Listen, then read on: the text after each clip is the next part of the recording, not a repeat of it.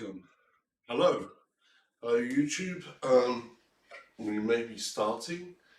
Hopefully it started already. We'll soon see. No, yes, no.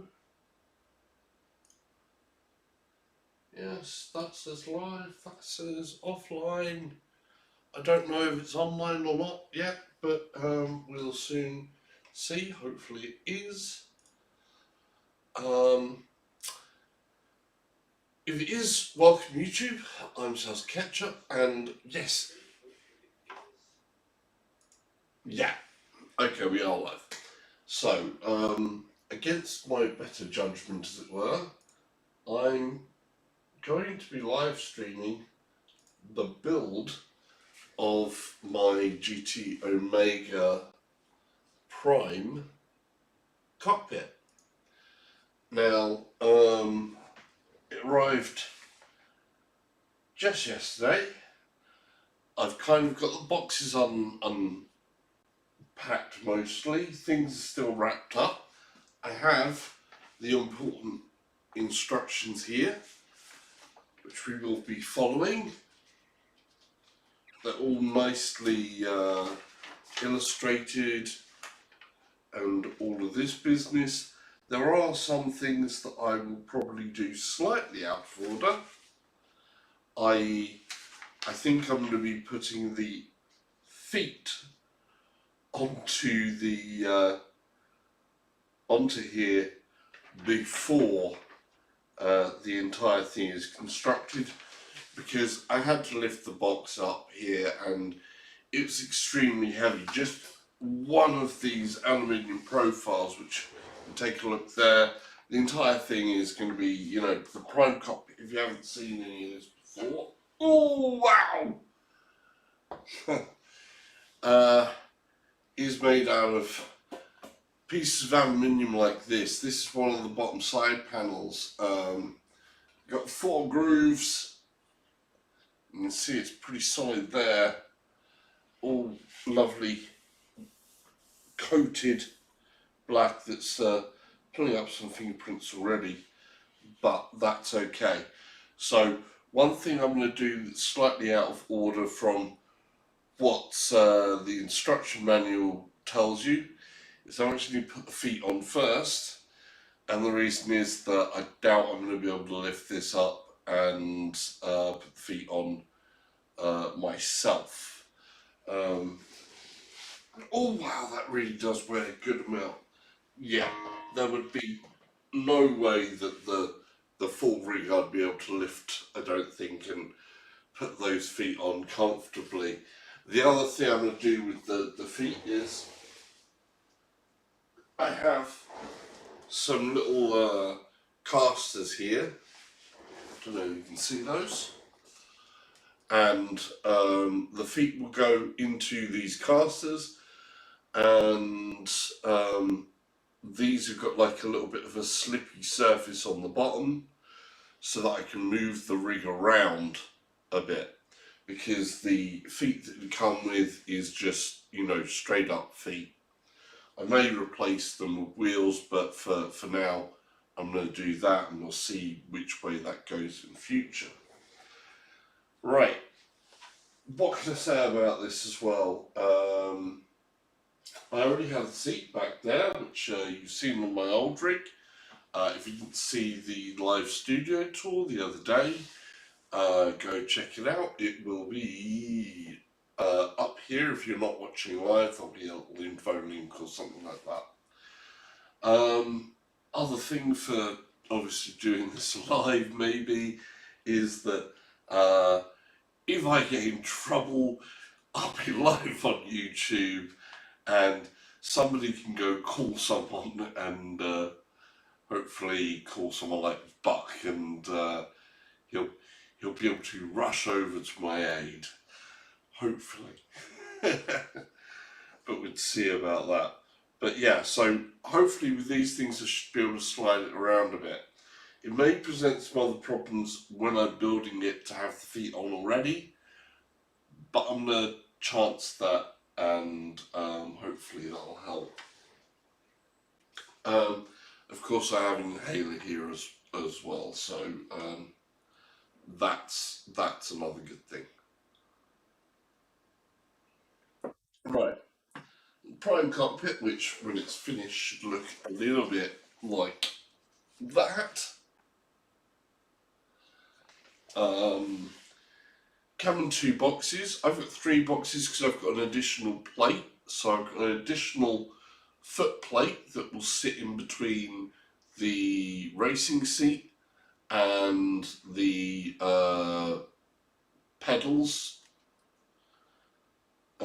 So that will be slightly different on my build as well. I've got some other additional options that are coming from some other places which fit onto other aluminium extrusion constructions like this, and they should hopefully all fit in perfectly well as well. That's one of the great things about aluminium extrusion sim cockpits, is they're a lot more customizable. Right, first things first as well, I've got most of the hardware out of the boxes. So, is there more hardware over here? There's some more hardware over here. Plastic bits as well. So, one of the things I've kind of done is I've made sure I've got all the hardware here in their bags. So, we've got all the little, these are just T-nuts in this bag. A load of those. I hope they've put some spares in here. I hope. Just in case. Plastic bits, which are like end caps for different things. A load of M8 bolts, which will go into these T-nuts.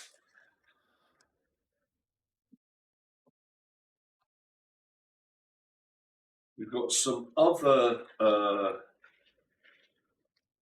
M8 bolts and washers and some normal self-grip bolts. Some other hardwares, hex keys that you'd be using with this. Of course, these Allen keys or hex keys, whichever you want to call them. You manually do stuff like that.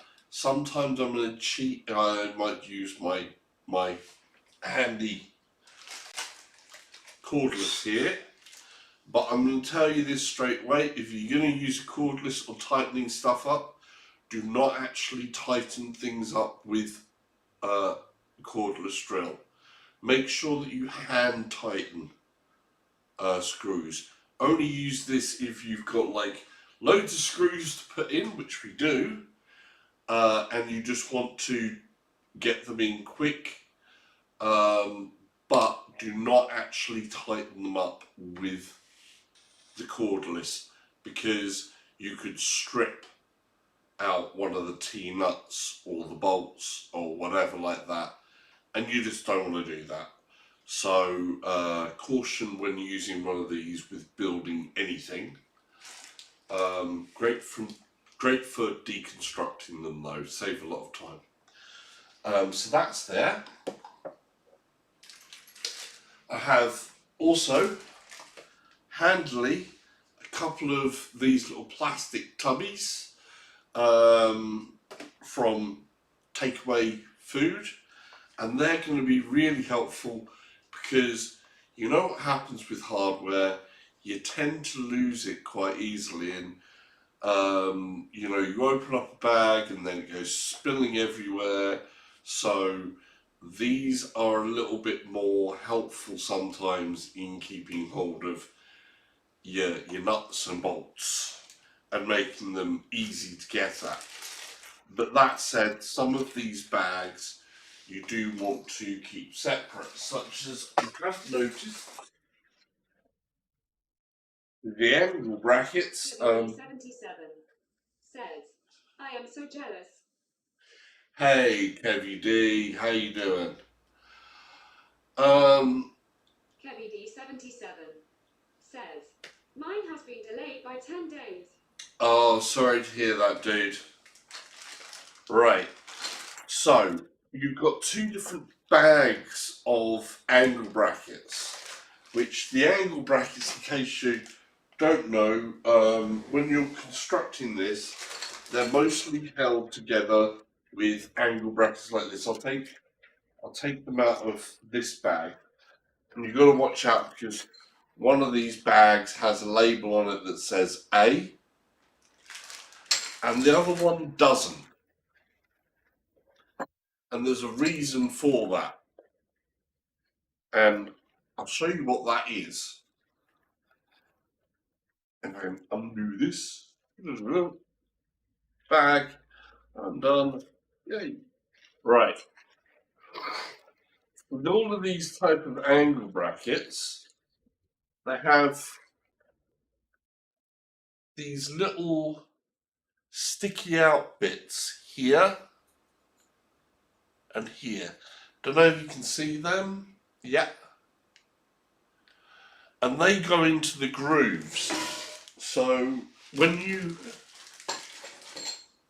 are doing this, get this big lunk of metal. When you put these angle brackets in places, they sort of like fit in like that. From what I've seen, the GT one is exactly the same B. Yeah? BB77 says, to build. Yeah, to what you're getting, because you're getting the SimLabs type thing. BB77 says, those corner pieces with tabs are very familiar. Yeah.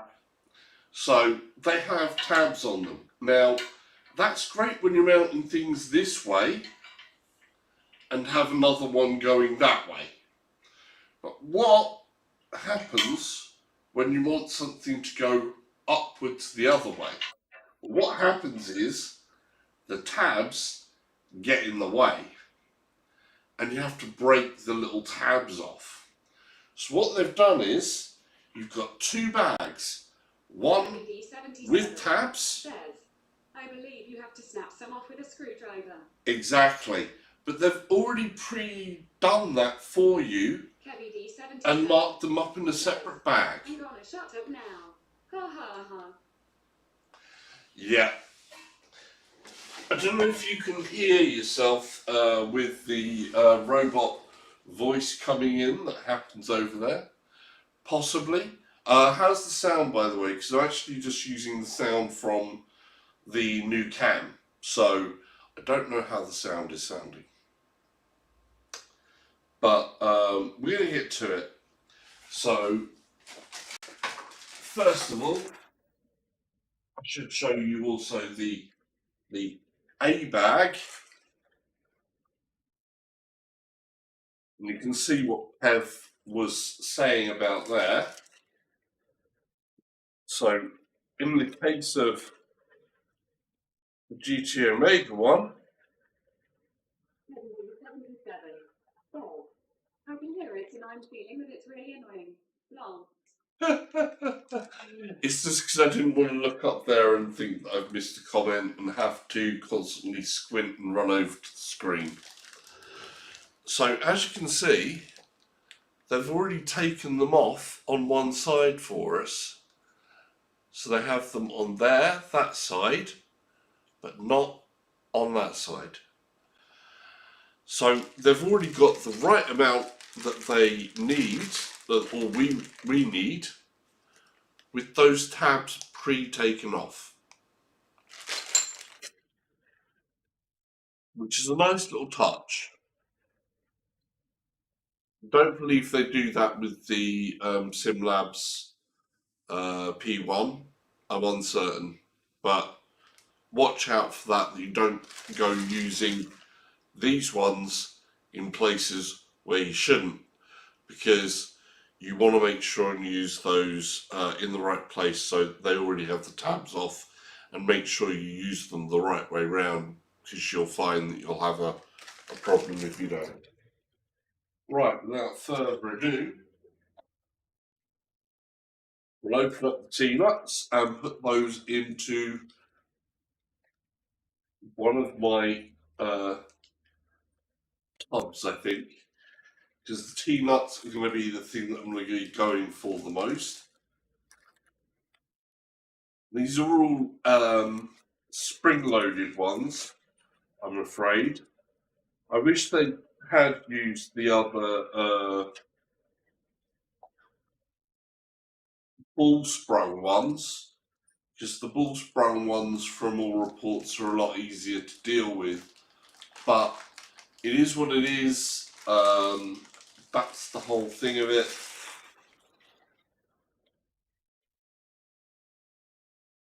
Show you one of these quickly before we start getting on to the build. Okay, so you can see it's there we go. So there's the T-nut. So that side sits up inside the rail, and then you've got this little spring bit to kind of hold it in place a bit and help you out when you're trying to screw bits in. You can get ones, instead of a spring like this, they have a little ball bearing that is got a spring under it, and those are supposed to be better, but I guess everything to keep costs down. Right, we're going to empty that into a tub.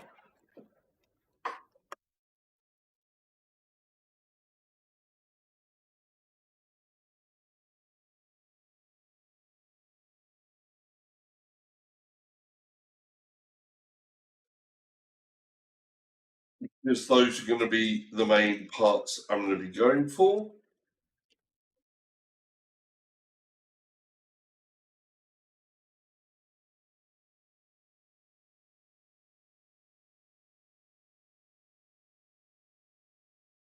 Another bag here, which I believe are all hopefully the same size. Yeah. No, is there two different lengths here? There are two different lengths here. Ooh boy. There are two lengths of screws in here in the same bag. That's not so helpful. That means there needs to be some sorting. So I need to make sure that I have the right lengths. So we've got to sort some lengths out first. And it says, right, let's see.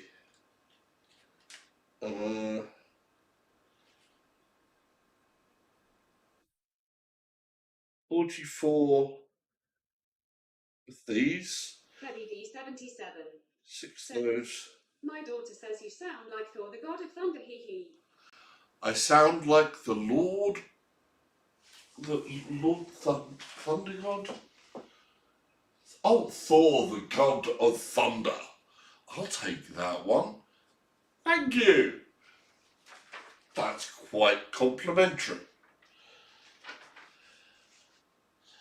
I like it. I've never been called Thor before. I don't feel up to being Thor. I've got too much of the belly to be Thor. I'm for Thor on a bad day. A very bad day. The hair is long enough. The hair is long enough. Almost. Almost. Not quite. Wrong colour.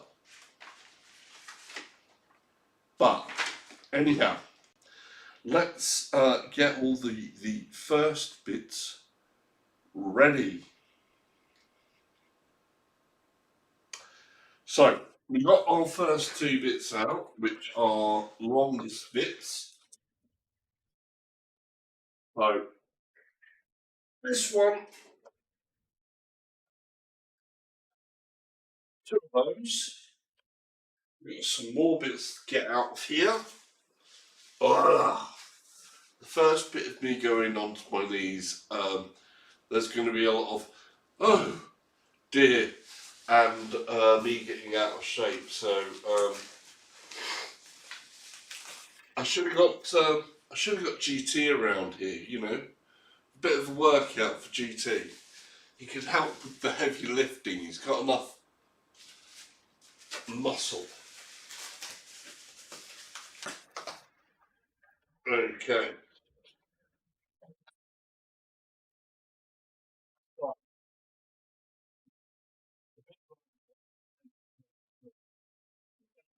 Profile that run down the bottom, and I believe sidearms, parts like that. So we should have two short pieces, which we do down here. Each individual bit, oh, each individual bit has been wrapped up and sealed off from the other parts to stop them sort of like clanging together. So that's all good. It doesn't matter which end we start from, this end or that end. So I'm going to start up building it that way round, which is kind of the opposite way around what the diagrams show. But then I'm facing you guys instead of the other way round, which I feel will be better. So that's one of those.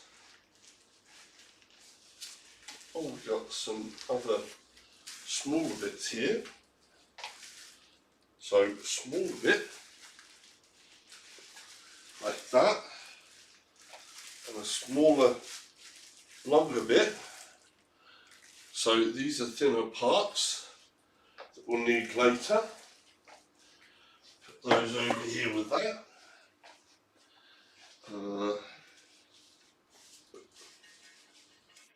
Small part here. Yep. So these are the first four bits we're going to need. And I think we need normal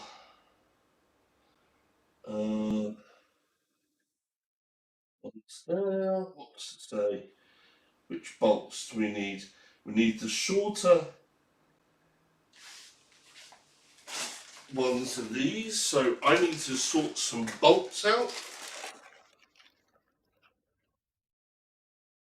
Or I know which are the shorter ones. I think the majority are going to be the shorter ones.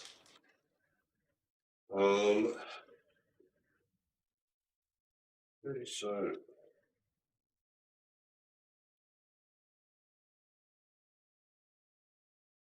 right, show you the difference in here. Is the same size? No, that's the same size. No, that's it.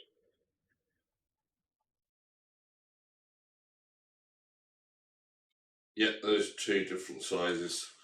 Right, so not much difference between these two, but it is noticeable. So as you can see, if I hold those two up there, one is a little bit longer than the other. So we need to make sure that we're not messing which of these are what up. So I'm going to put the shorter ones in a tub. That's task number one. I wish they'd put a separate bag in there. That would have helped so much if they hadn't mixed the lengths up. But it is what it is. Right. So we're going to empty that into the tub and we're going to take out the ones that are different size.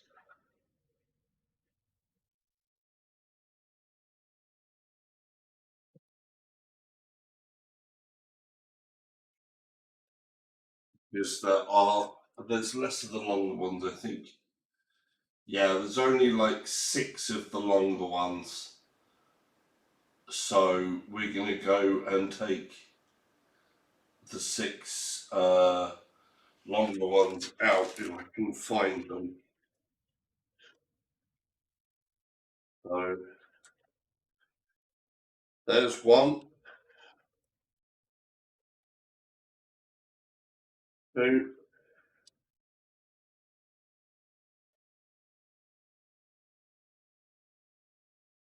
three,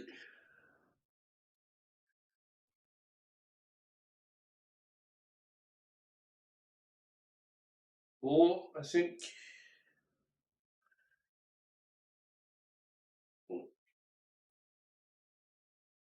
Is that right? Mm,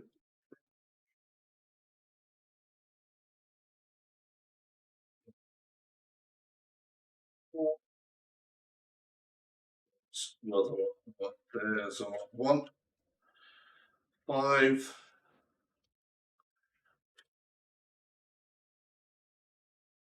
One left. Not where's Wally or where's Waldo. It's where's the longer bolt? It's in here somewhere. You're not it. Oh, you look like it.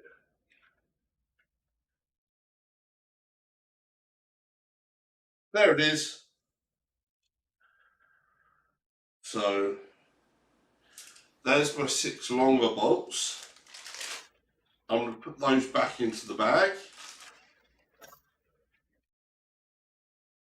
Make sure they haven't gone put in extra spares and I don't go grabbing out a longer bolt when I need a short bolt.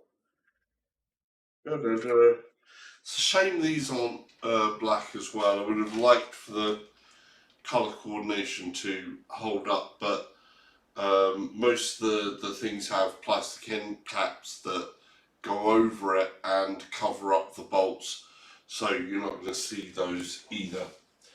Right, we need 8 of these normal tabs, and we need 16 bolts and 16 T-mats. Okay, so we've got normal brackets here. Link include the R. So, damn your kindly mobile.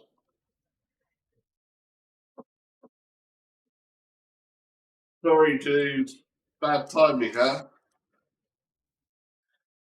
So there's 1,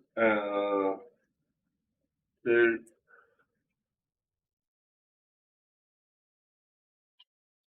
1. 77. So, I was advised to order some additional 6 washers available to load. Not sure if it's the same for the Omega. Lincoln Clear says, just walked in the door with my DD1.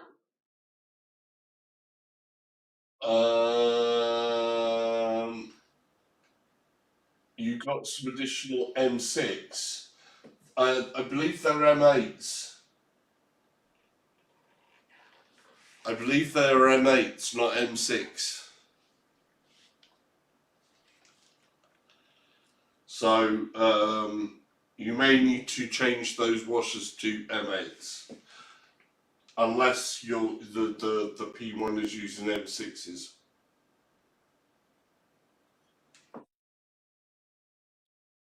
Heavy D77 says, Lincoln is building rig number 12 Lowell. Yeah, he probably is. He's building rig number 12. He's going to be far more of an expert at this than me. Says, it's okay, salsa. I got a box of loads recycled. Okay, that's good. Right, so 1, 2, 3, 4.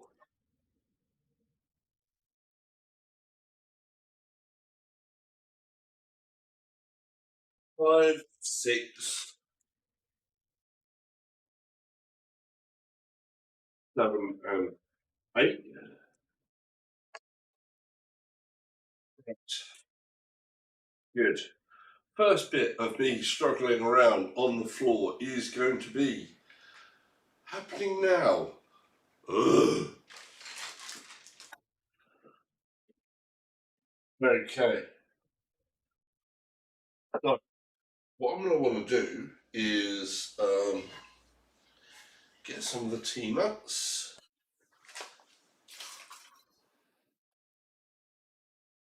Preload some of these in.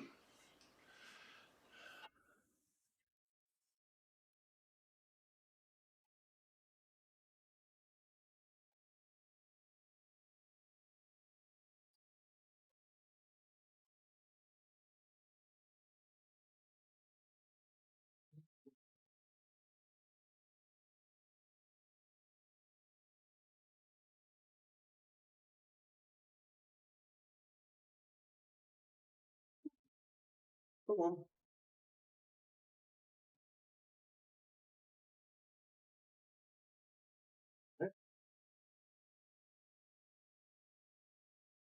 Trying to drag them into place, basically. Good. So it's going to be like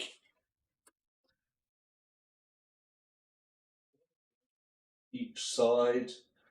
T-nuts go in there, and these are going to be to there and there. So I can literally loosely get these into place. So we've got along which channel? Uh, top and bottom channel? Yes, top and bottom channel. Or is it one channel down? Lincoln, was it top and bottom channel or was it one channel down? It's top and bottom channel. Okay, yeah, it's definitely top and bottom channel. Great. So I'm going to put one of them that way.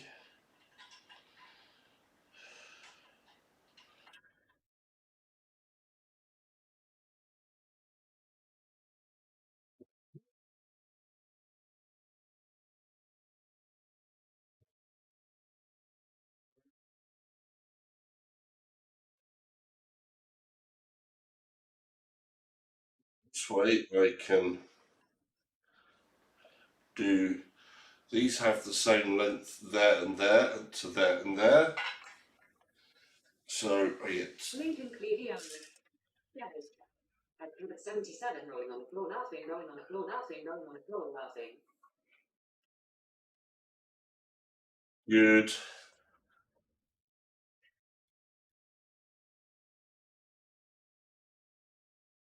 That's the wrong size. Need to change out the hex on here. Excuse me a moment. Now, do remember what I said. I'm only going to be using the drill to kind of get them in quick. I'm not going to be using it to tighten these up because that will be too much. No, that's not the right one. Where's my other bits? I have bits ready. Let's see here.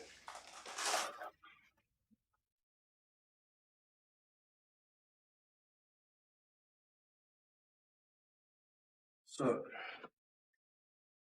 we've got is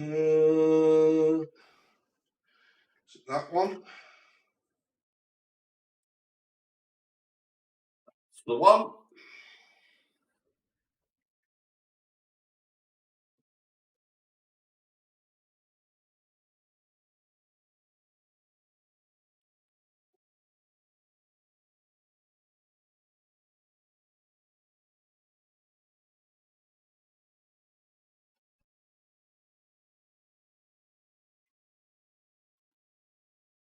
Really wants to make it fall of me. Right. Oh, hey!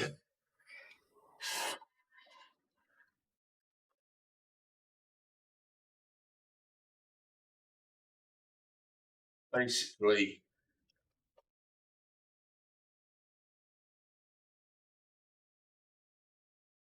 tighten a little bit with my finger. move into place.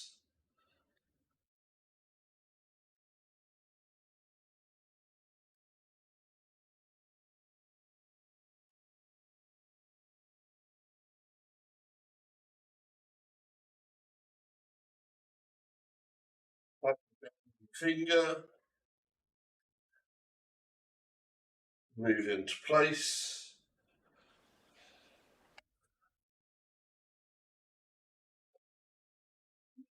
Yeah, says, I'm going to do a flipping hot thing then come up your screen. Sorry, what's that?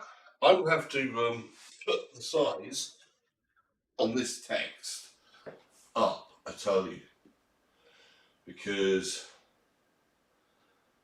okay, you've got an unboxing to do and then you're coming back.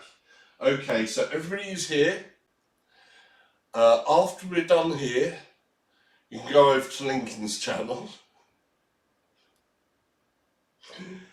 And then we'll do it that way. Or you can have both open. You can have both windows open either way. And give us, share the stream, share the love. Kevy B77 says, you tell him salsa. Ha ha ha. Okay, so like I said, careful with this. You don't want these to be over tightened. You're just using this to get it into a rough place so that you can still move these things around a little. This is just to get rid of some of the manual work, which there will be a lot of.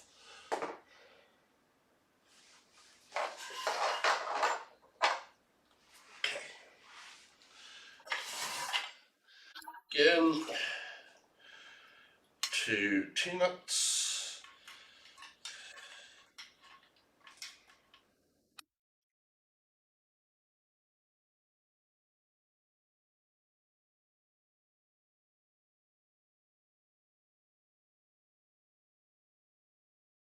The only thing I can kind of move into position a bit first is basically what I'm going to do.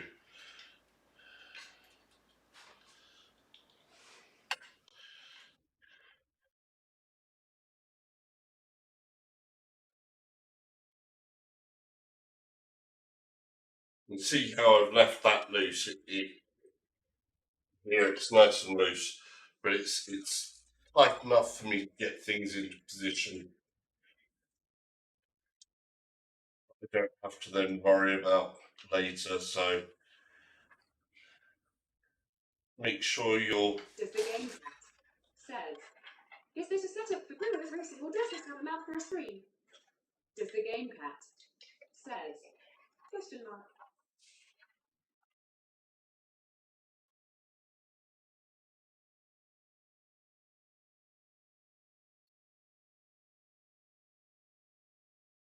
Game cat says, VR racing.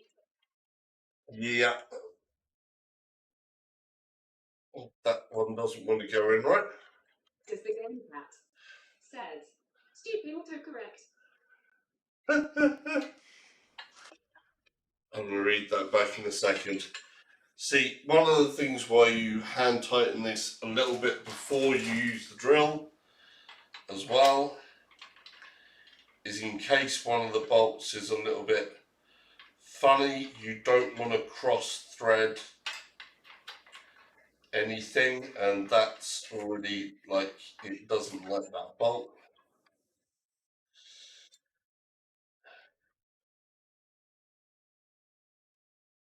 Don't like that T-nut. That T-nut's coming out of there. This one's going in. See, some of these T-nuts aren't too keen.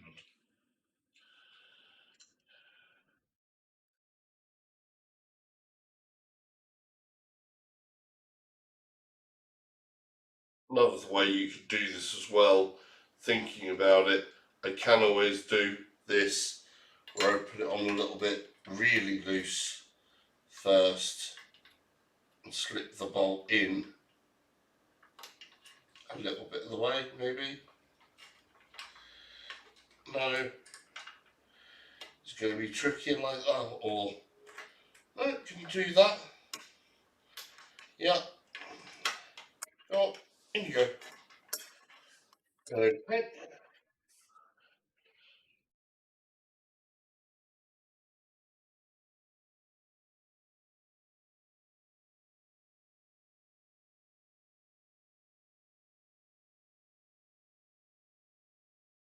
Okay. Another one. Another one down. Another one down. Another one down. Screw in. How are you, by the way? Welcome to the stream. So it's for Brewers Racing, or does it have? Yeah. I don't have a screen mount because I have a separate screen. I actually have a separate screen mount, so I don't need to order anything to mount the screen onto this. It doesn't actually come with the screen mounts. It's just literally the whole thing. So if you're in a VR only, you'd only buy that, and then you'd buy the screen mount separately if you want to mount the screen onto it.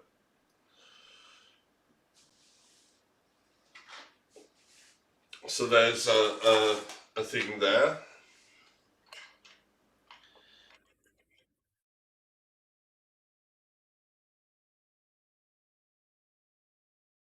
Let's see this bolt, if it's just that one of these bolts has got a bit of a dodgy thread. Yeah, this T-nut is not a nice T-nut.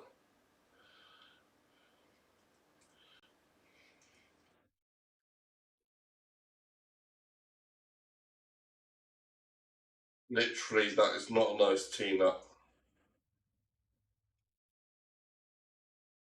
When you get nuts like that, nuts or bolts, where you get a T-nut or a T-nut, a bolt that just doesn't like it. Sometimes you can just sort of like gently screw in, back it on and off gently just to clear it through. And other times you can't.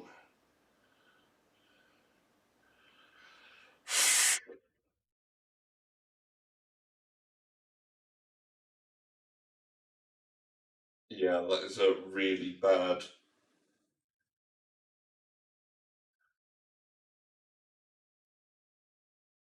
I have a bad T-nut. I hope they gave us some spare T-nuts, because otherwise that one's going to be in the way. We're putting that to one side, outside of my box, so I don't grab that as a bad one. Right.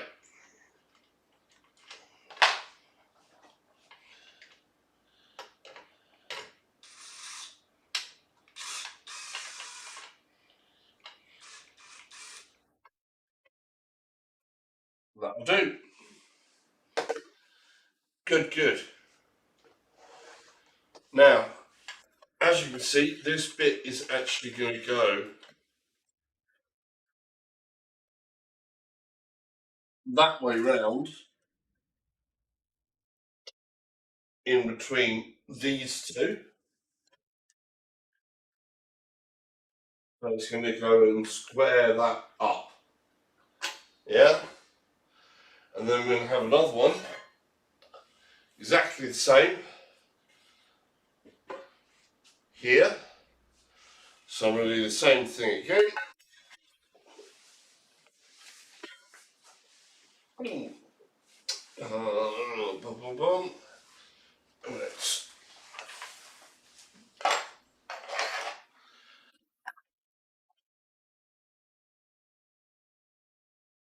So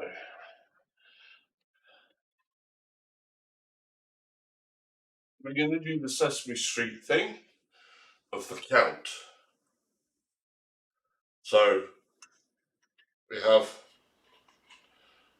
one nut. Ha ha ha ha.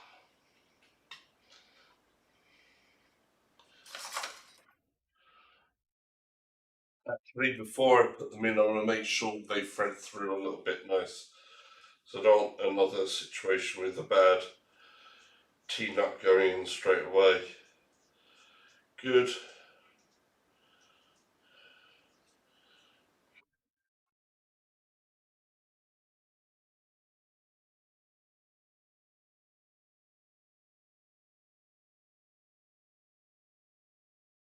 Good. That's all good. Right. One nut.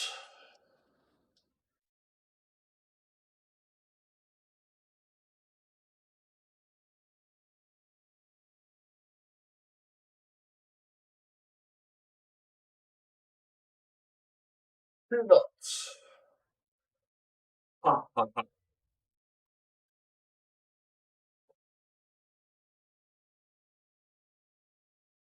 Three nuts. Ha. Here's number four. Four nuts. You know what comes along next. Someone type it in if you like. Go on. Kevy D, if you're still there. I bet you'd love to type in ha ha ha ha. No? No one going to type it in? Oh, that's a shame. That would have been good. Rather sad about that. So we're going to put that way.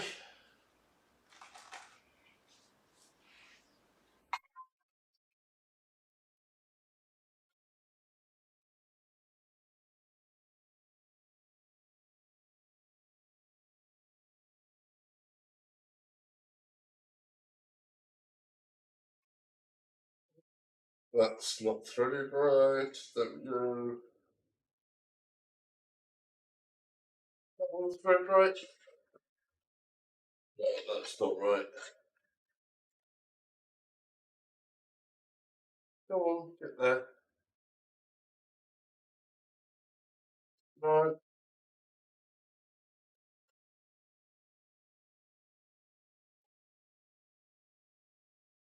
Come on.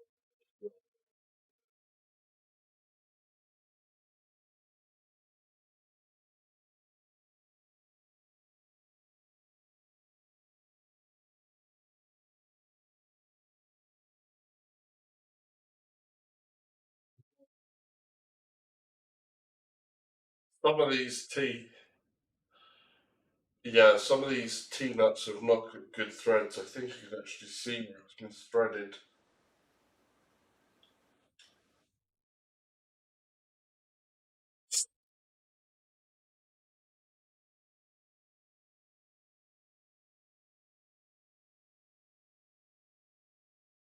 Yeah, I can see where that's misthreaded.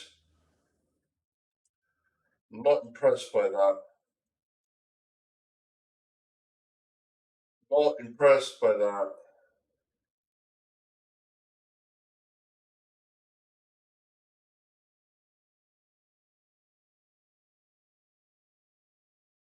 How to re-thread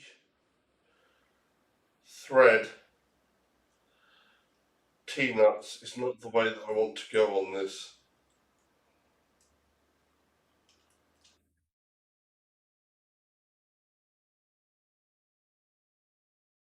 So yeah, there's a downside. Maybe if you are going to get this, pre-order some other T-nuts. They'll all work the same, M8. So I'm not impressed by the quality of these T-nuts. So there's one mark down. We barely got started.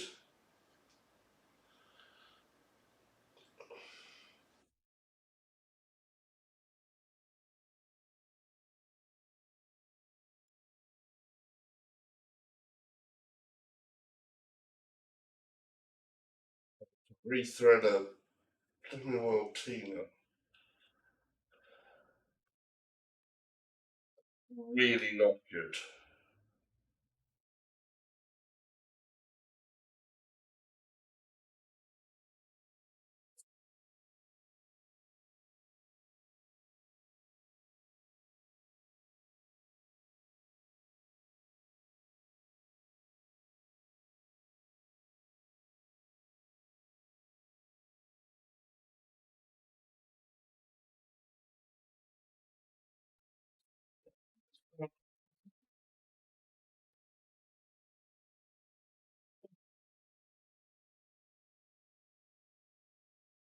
Sit on here while I do that and we can have a bit of a chat.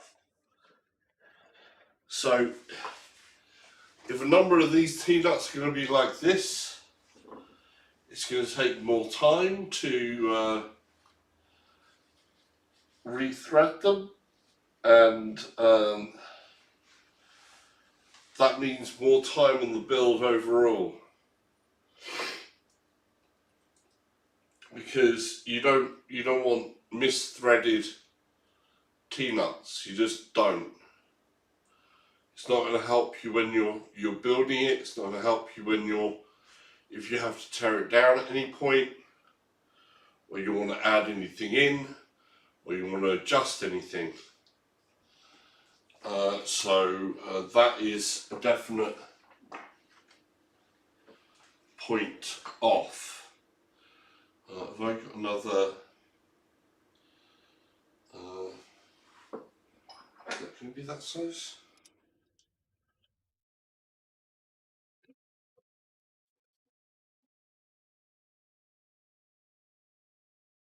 So yeah.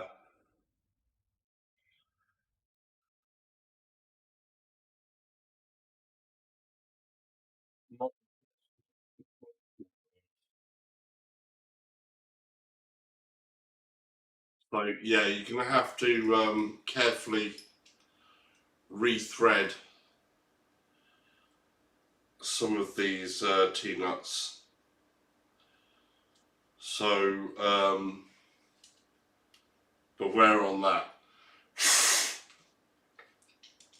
But like I say, if you're nice and careful and gentle with it, recognize when something feels off. If you're trying to thread one of these in and you feel a bit of resistance, you can look down in there and you can see where the thread might be bad.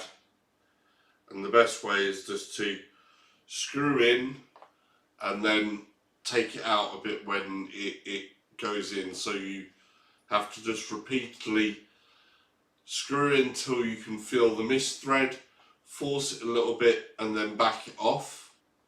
And you constantly do that and then back it out the whole way, and then you've got basically your T-nut re-threaded.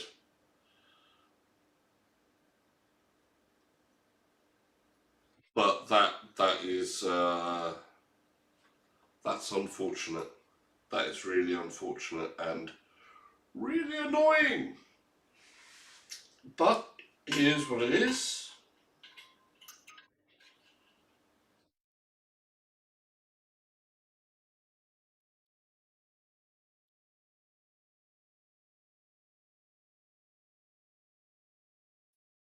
Ah, back here. This is off in a channel like that, by the way. You can always get it back, and you can always just push in, and with the spring it'll come back into place. You can just move it down the channel and just the spring will help it come back into orientation. That is really, really quite annoying. Says, hey salsa, finished yet? No, Ham, it's going to be some time. I've got to be in the office tomorrow as well, so I'm going to go as long as I can. And if I get to a certain point and I feel like, oh, too much, then, you know, I'll have to then stop the stream or whatever and recontinue stuff tomorrow evening. Like I say, is this a sensible idea to stream the build of this? Heck no. Hambiar says, NASA t-shirt must be a complicated build. Yes, was only joking. Take your time. Kevin B77 says, I want to see you on the start line tonight, mate. No excuses. Dude, once you've got this thing built up, then you've got all of the mounting of everything to do as well, and all the cabling to do. So make sure you're in the right position and all of this business, and that can take some time in itself. Right, that's one of those in.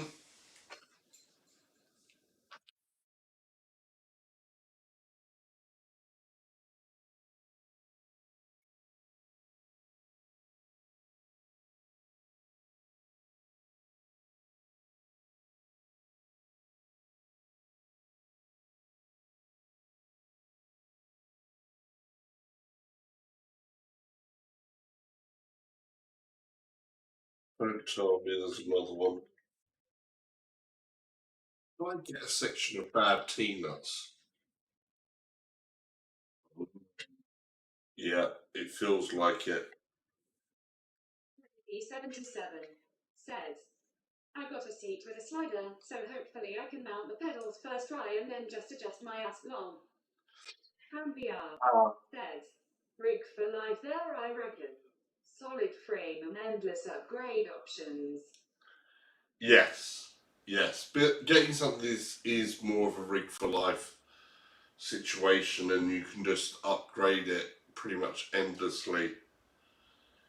A good solid build like this as a foundation is definitely good. But yeah, I'm not impressed with the T-nuts though. So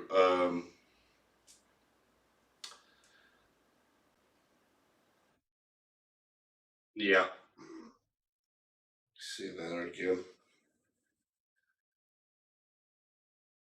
Heavy D77 says, threaded nuts sounds painful. Yep. So I am not impressed with the T-nuts. They have not been threaded nicely.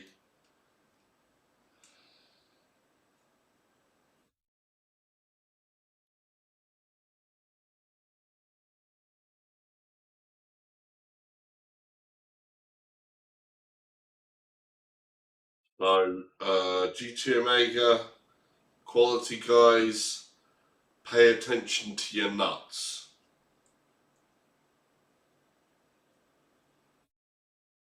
Attention needed. Hambiar says, yeah, the Simlab T-nuts are luxury ball bearing ones. Are those springy metal ones? Yeah. 77 says, you have the same issue as me. If you want to see something close up, it's glasses off, glasses on, glasses off, glasses on. Yeah, it's only happened more recent years, the last couple of years. I'm very short-sighted, and now if I want to see something in detail when it's close up, I have to take the glasses off. These glasses are basically good for anything that's past monitor length. I'm going to have to get a different set of glasses for working on monitors as well. LED77 says, same here, just recently. Yeah, so I'm going to have to get a pair of reading glasses as well, basically, because reading distance is different to real up close distance and any other distance. So anything past screen reading distance, so a meter basically, or a meter and a half. So I think it's basically from half a meter to a meter and a half. I think I need different set of glasses. Says, got to go. I'll be back later if you are still going.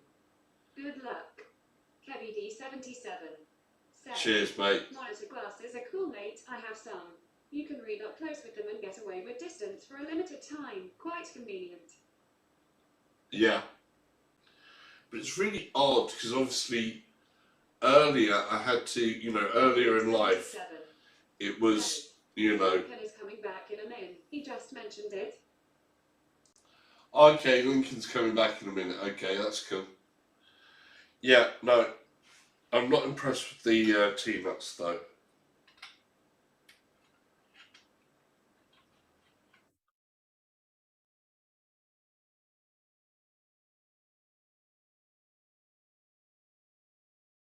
Leaf sprung on, supposed, not really the best, but you do at least want decent threads in them.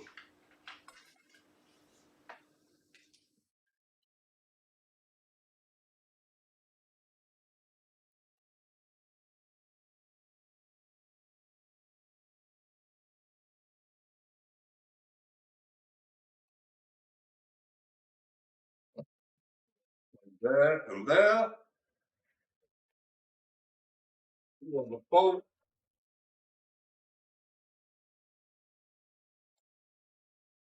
Another one of these. Through. Fingers crossed that this one is not the same.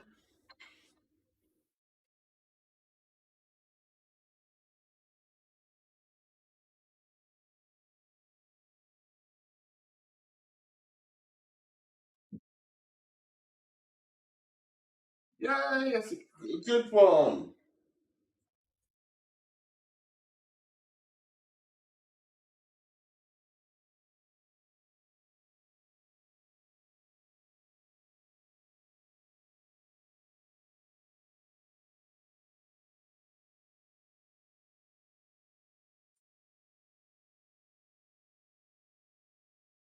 Yeah, so again,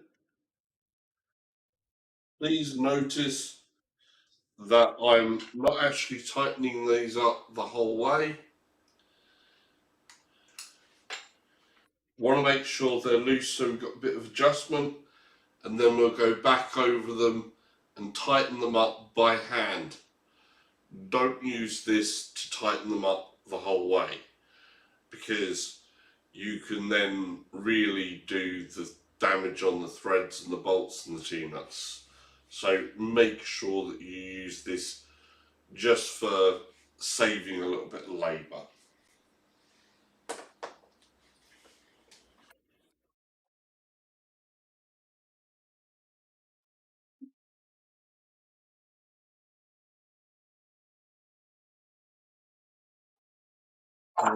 That, there is.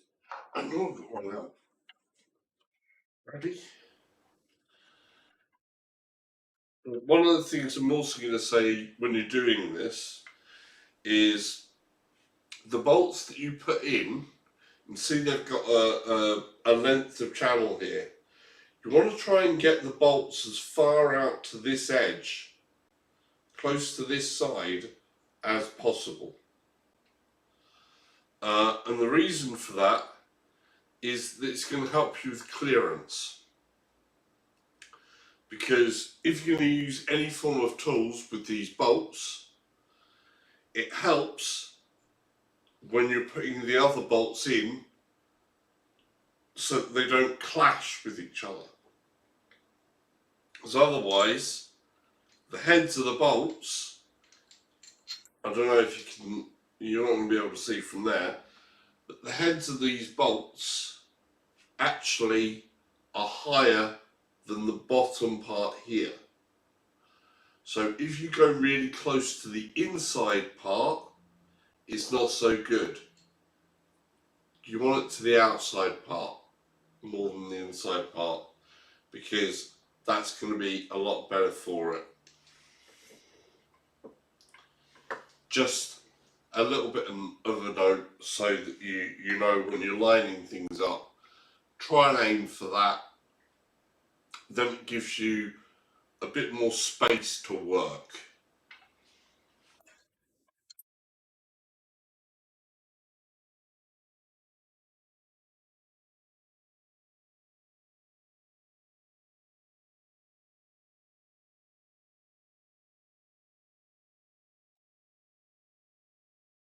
Good one.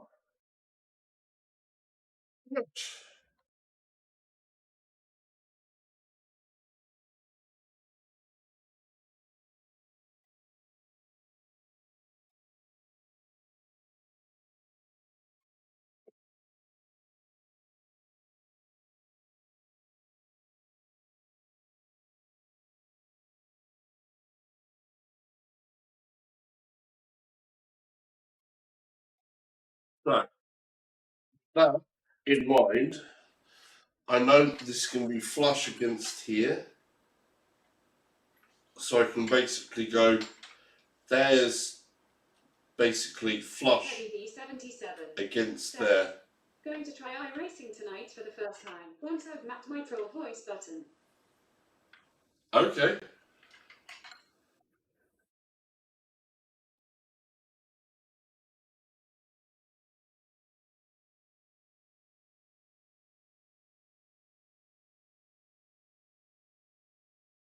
Good luck with trying iRacing. There goes brave people. So you can kind of see, well, you can't see from there. Let's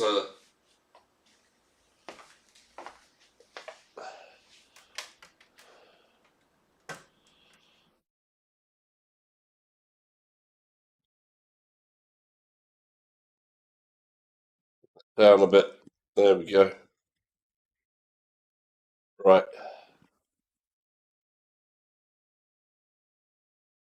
Heavy V77 says, well, this stream has finished first, mate.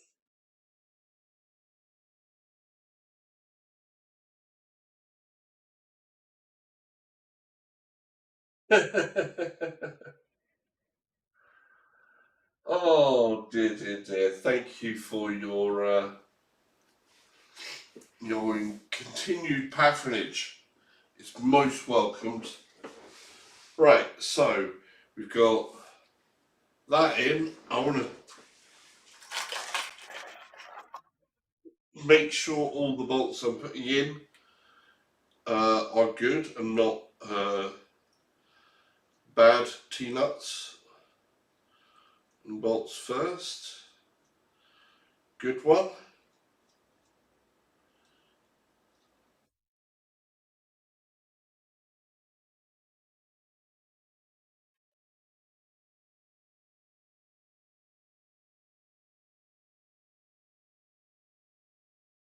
Good one. Good one.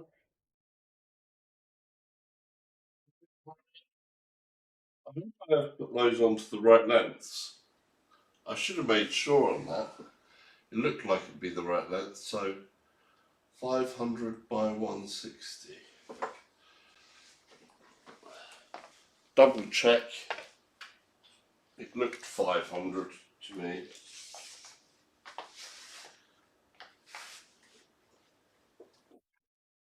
Yeah, that's the right one. Whew. Need to, there we go.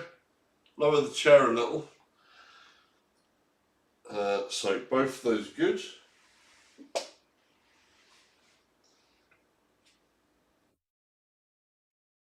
Heavy V77 says, well, phew. Yes, definitely. Okay, so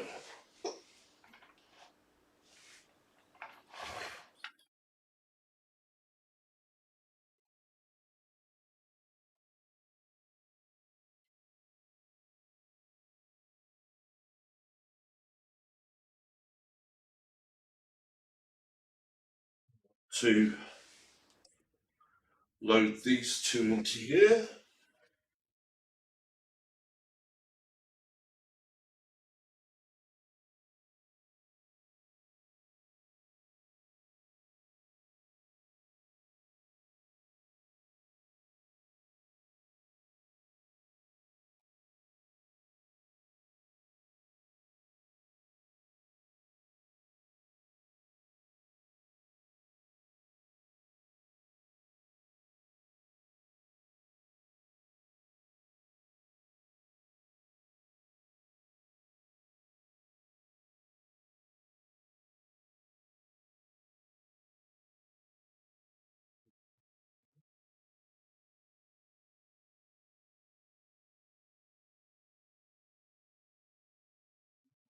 Get thinner one of these.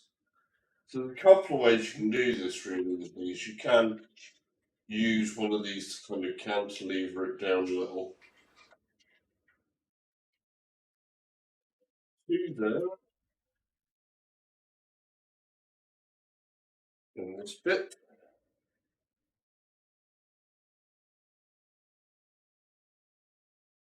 Distance. They haven't marked how far down the crossbeam needs to be. We can change that around later when we've got the other parts to go on top of it, like the beams, because on top of this basically is going to sit the beams that are going to hold the chair. So when we come to put that on, we'll know what length it needs to be. Until that point,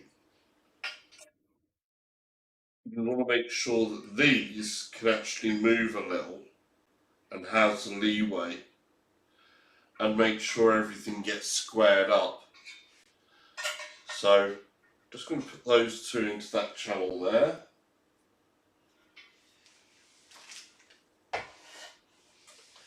Get another two T-nuts.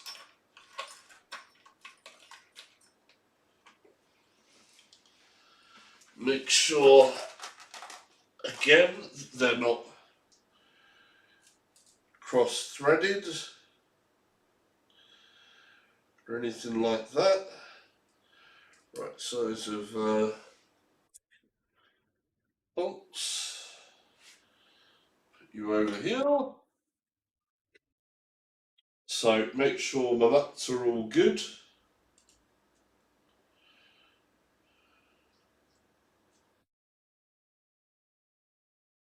Yeah, that one's good.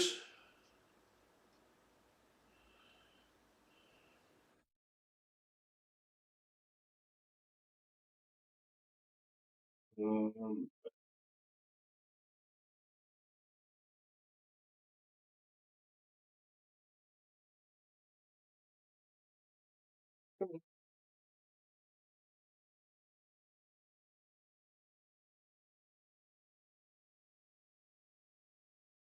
no, this one doesn't want to play nice, does it? Or does it? No, it doesn't. It's definitely a...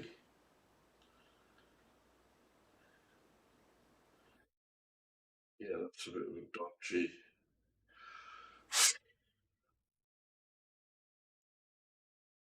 Bit of a dodgy one again. Not as bad as some others, I don't think, but it's still dodgy.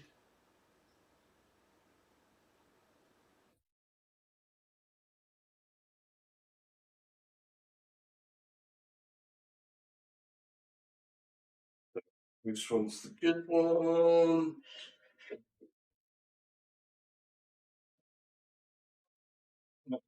Well, this one's the bad one.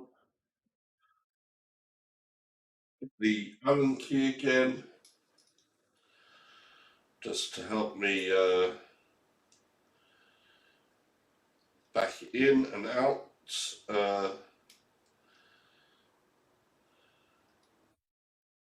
Bit disappointed by that.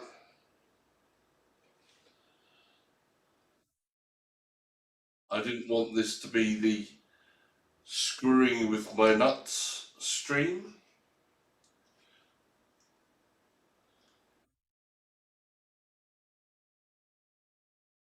So, yeah.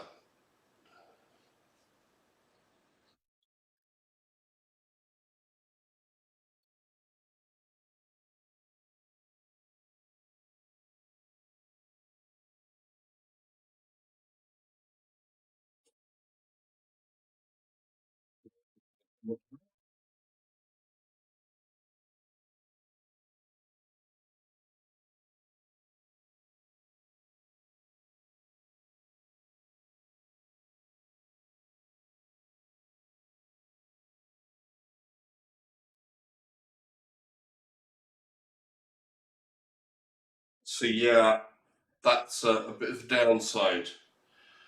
Dodgy T-nuts.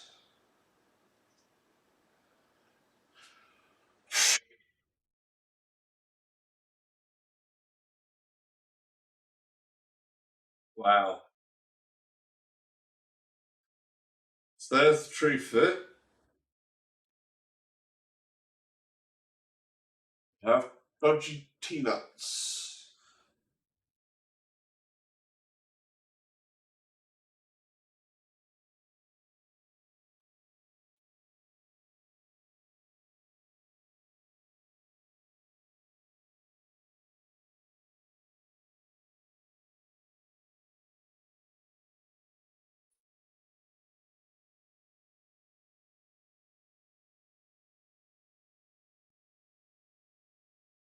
Well,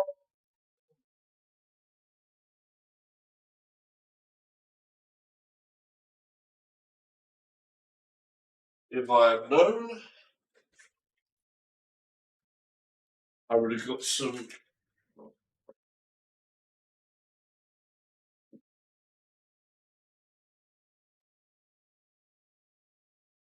I would have got some other T-nuts, or I would have got an M8 die. KevD77 says, I wonder if mine will have the same nuts. Well, if you got the have you got the GT Omega, or have you got the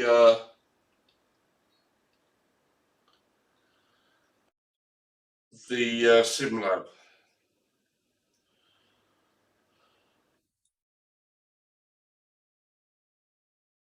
You know, it could just be a case of I happen to catch. KevD77 says, similar. Yeah, the SimLab are different nuts. Um, the SimLab that comes with wheel sprung nuts, which you would hope would be of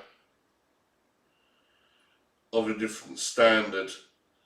But it could be that I've just hit bad luck and got a mixed batch of tea nuts where the quality control wasn't quite as good. Um, Gonna give GT Omega the benefit of the doubt, as it were. But in the meantime, it does mean that I am here, obviously, screwing with my nuts.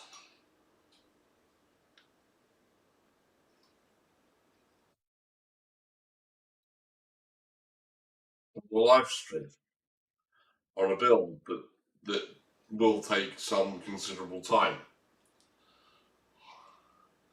And if there's one thing you don't really want to be doing, is rethreading nuts.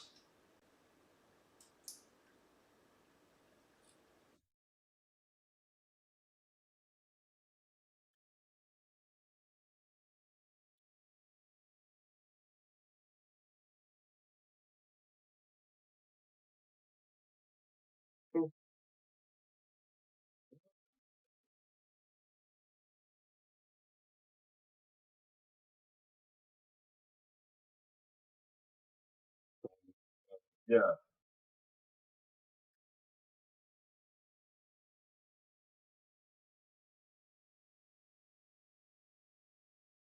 yeah. The cost of some bags of nuts, um,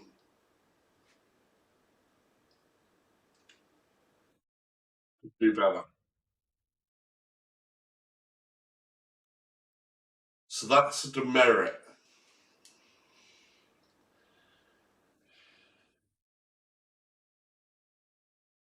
Have a bit of kit.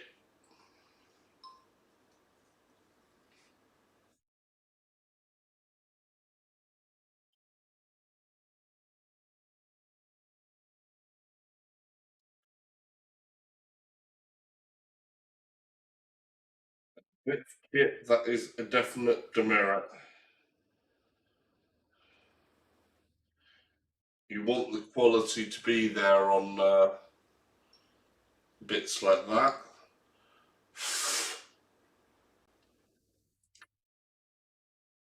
Have to sit refreading nuts is not good.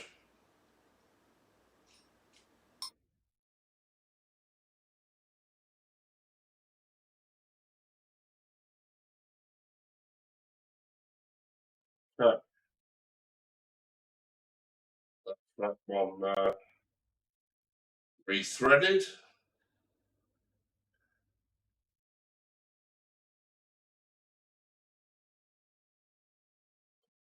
So now I'm comfortable with the threading of my nuts. Hey, I'm sorry, I have to do that. The double entendres are so strong with that. Has to be done. Where's the little Allen key?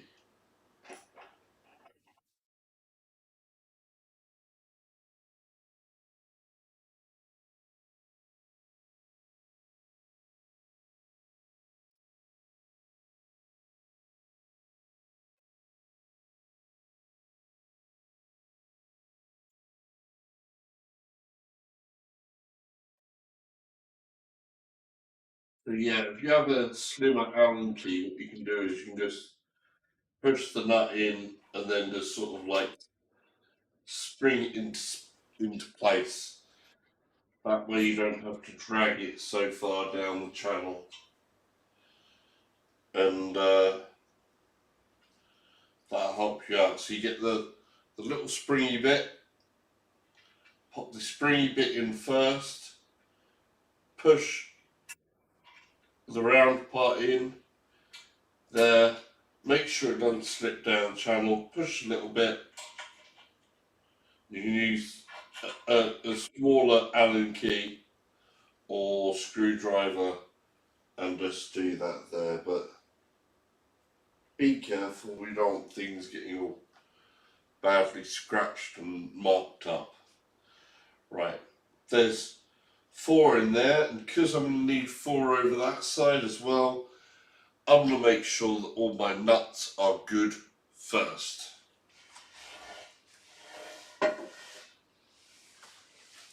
Again. So, one, that back over there, I need the sound key. So,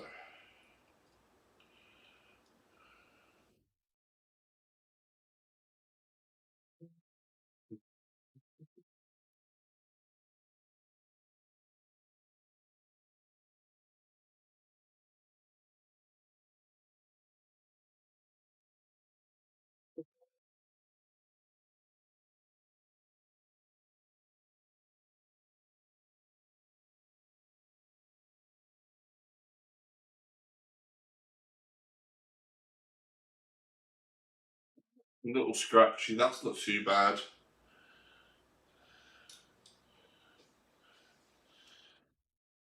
A little scratchy, but that's overall that one's okay. So one good nut.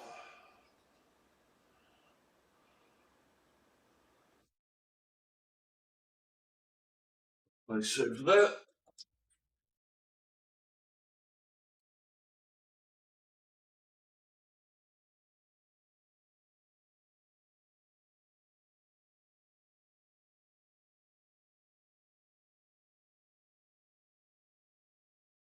Second good nut. Scratchy, but not too bad. Dear oh dear, we've gone from screwing nuts to scratchy nuts. Oh, I should be careful not to scratch that up because I'm doing that metal on metal that could leave a mark. Says, hashtag check your nuts, tears of joy. Yeah.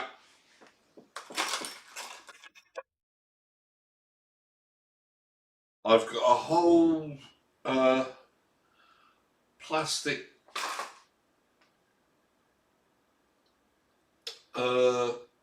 thing. What do you call it? Don't know.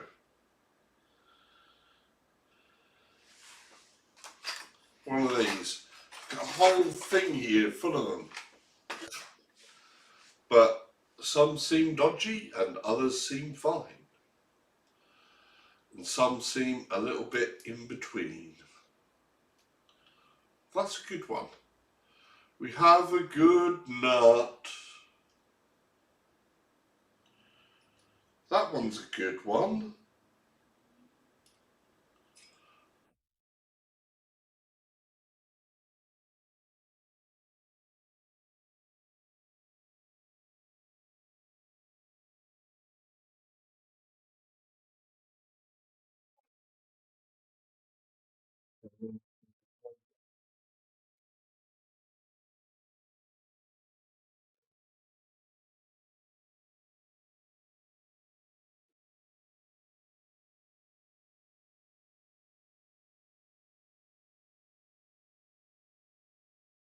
Are you a good nut or are you a bad nut? Lincoln Clear. It's a halfway there. Hey Lincoln, how you doing? How did the unboxing go?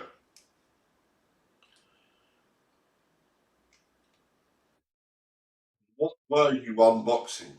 Hmm? Pray tell. And also, since you also got the GT Omega, did you have a problem with your T-nuts being a little bit cross-threaded? Lincoln Clear. Says, that thing is having tears of joy, tears of joy.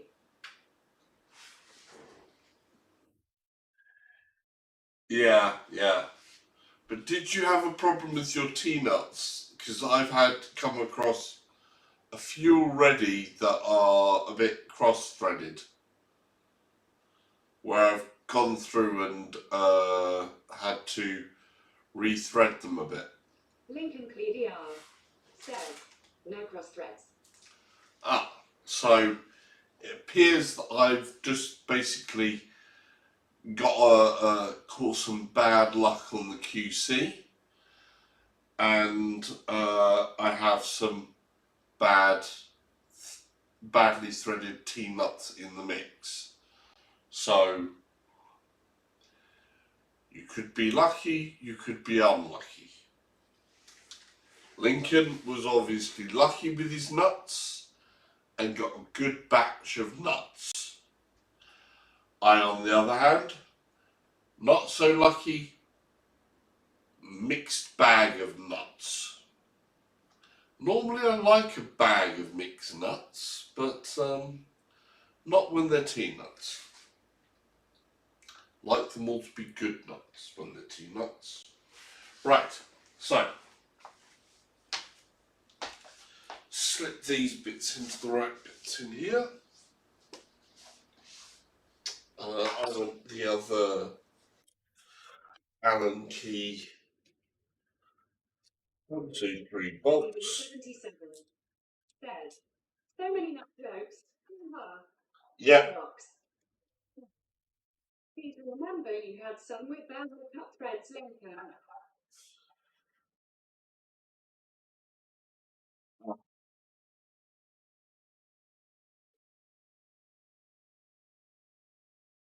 I believe Lincoln also managed to mess up the length of some of the bolts because they do put in a different length of bolt. I'm going to put this in the bin. Oh, excuse me.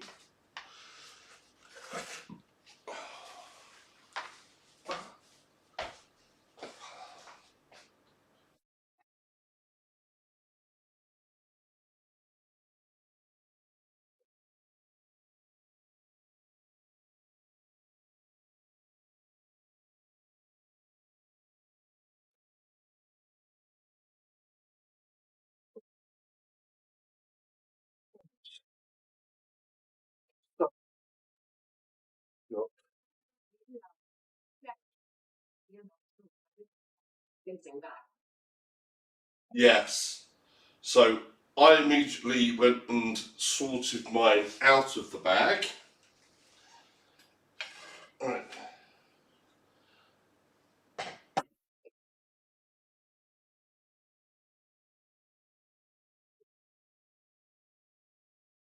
So I'm going to do that side first, and that side there, and that side. Okay.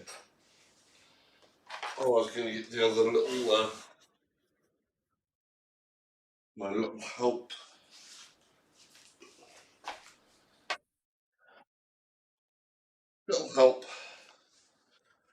from the little Allen key.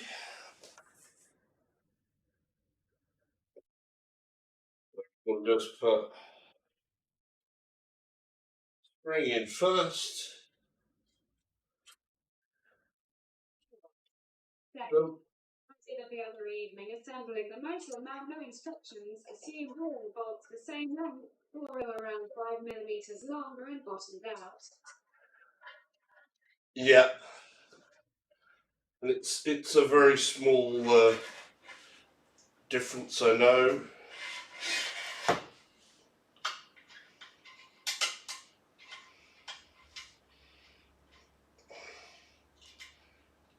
But there we go, one in there.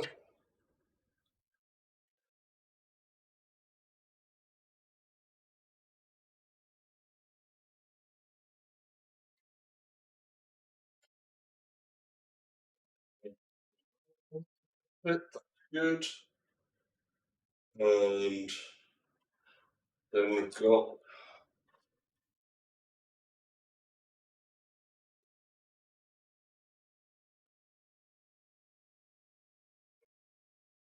there. Got one in there.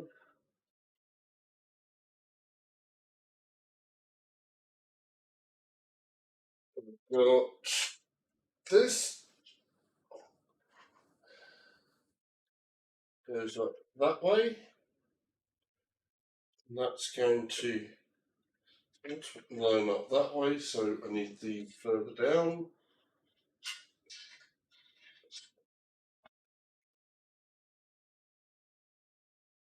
We'll get all that lined up later.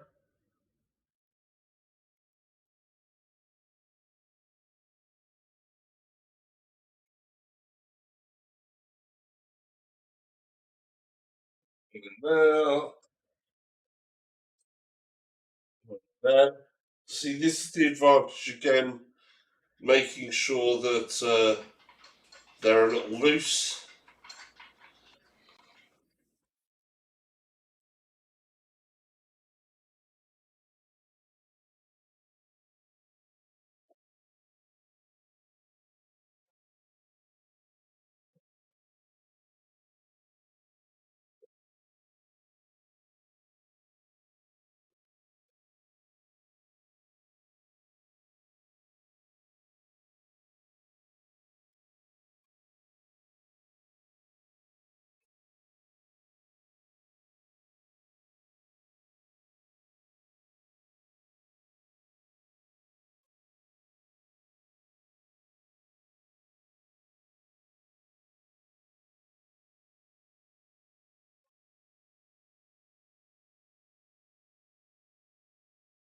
Yeah.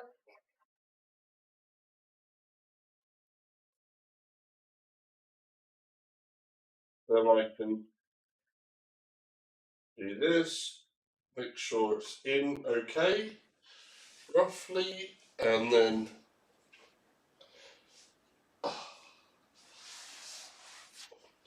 we'll just tighten it up a little bit. We'll get it as close to where it's going to be finally, which will be level with the end there.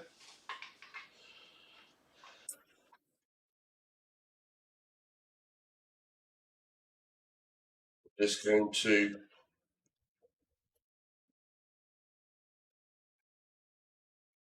not tighten it the whole way. I'm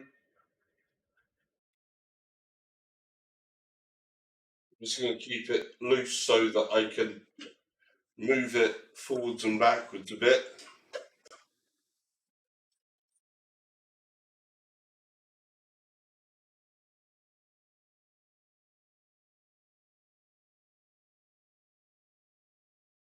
And all I want to be able to do is save myself a bit of labour, basically.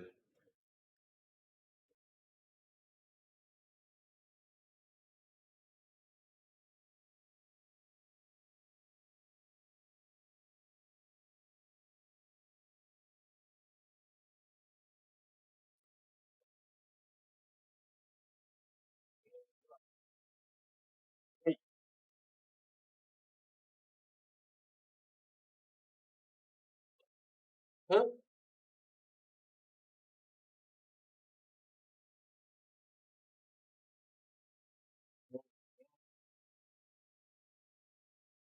Sure. Move this down a bit.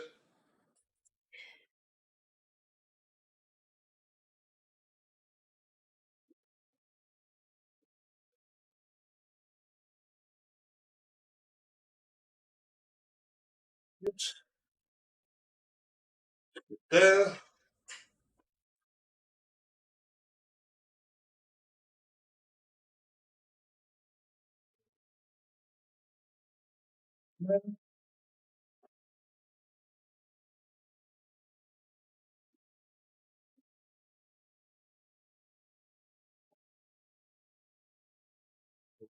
Further in.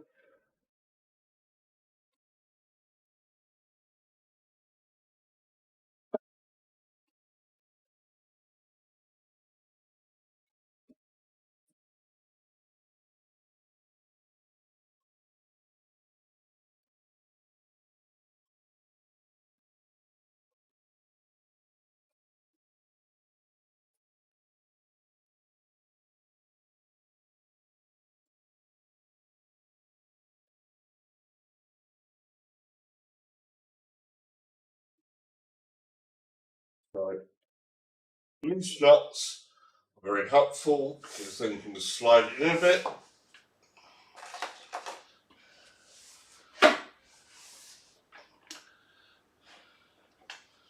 As we need.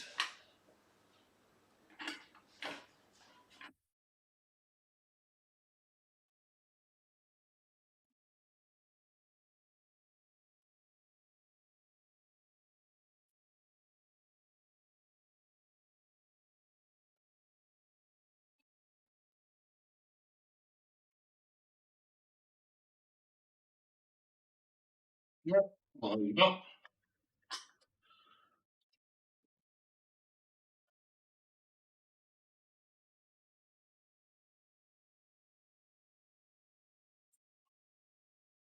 That one in there a bit. Come on. Line up.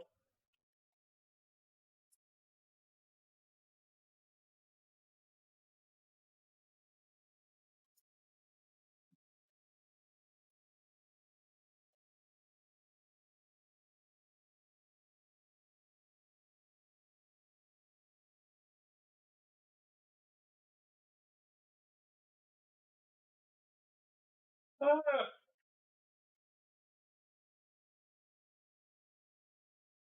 come on. Having issues. What the?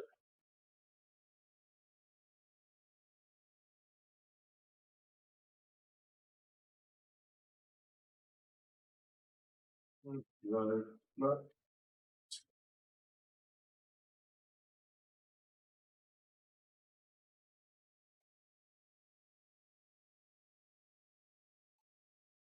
No problem finding a hold on this one.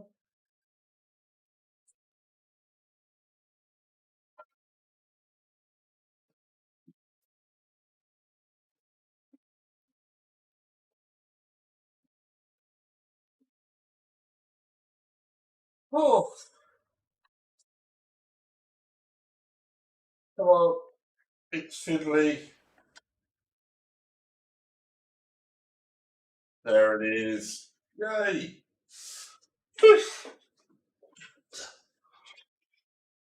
Wow, that was a pain in the backside.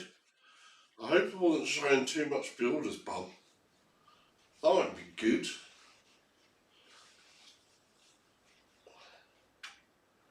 I'll have to edit this down afterwards.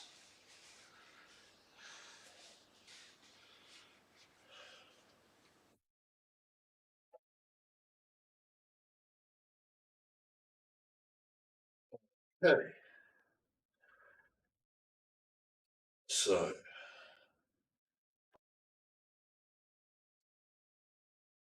he's roughly into place.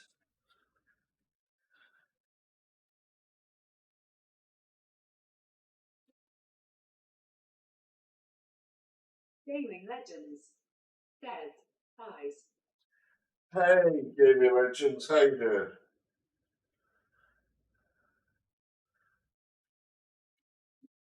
So, ready? Couple of nuts. I'll need it.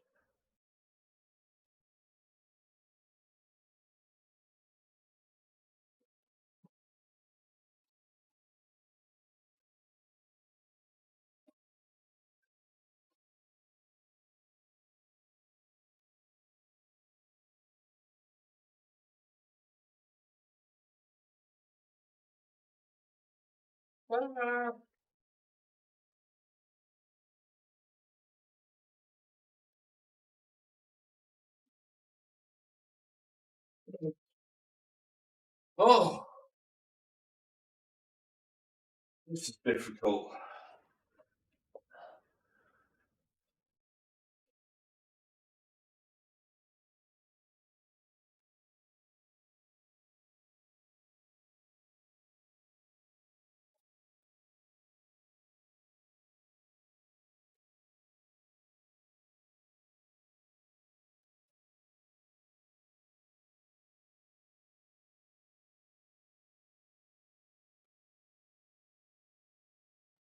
Well, is that going in nicely or not? Yeah, that one's in nicely.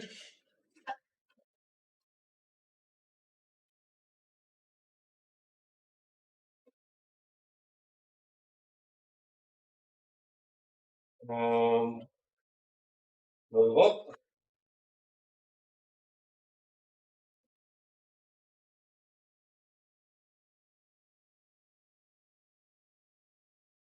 Let's see if that lines up okay.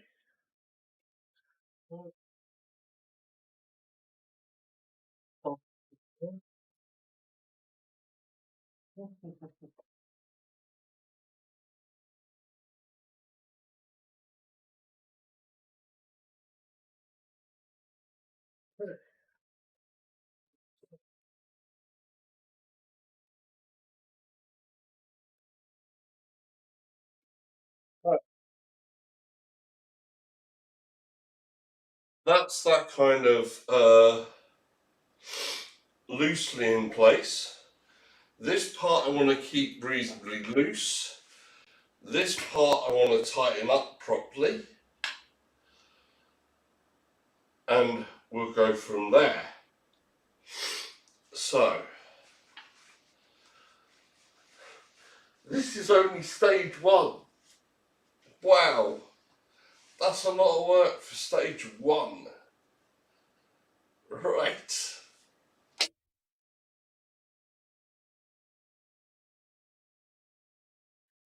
So let's see if we get that into place a bit more.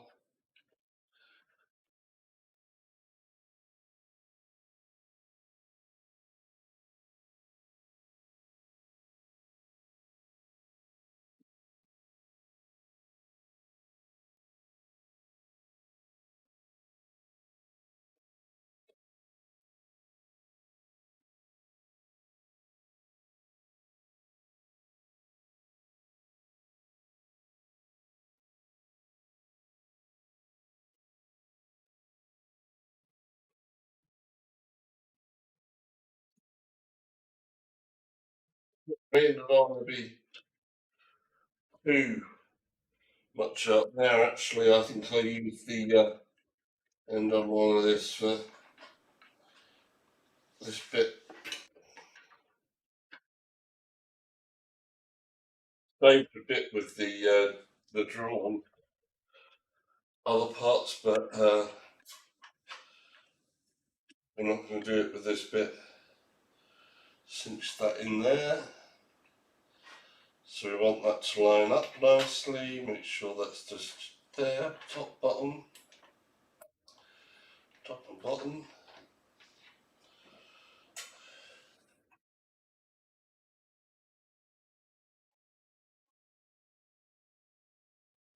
Out of the way. Good, good.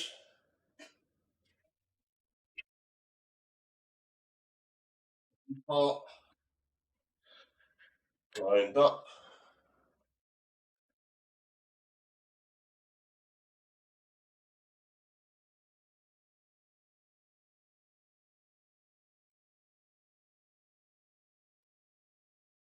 Good, good.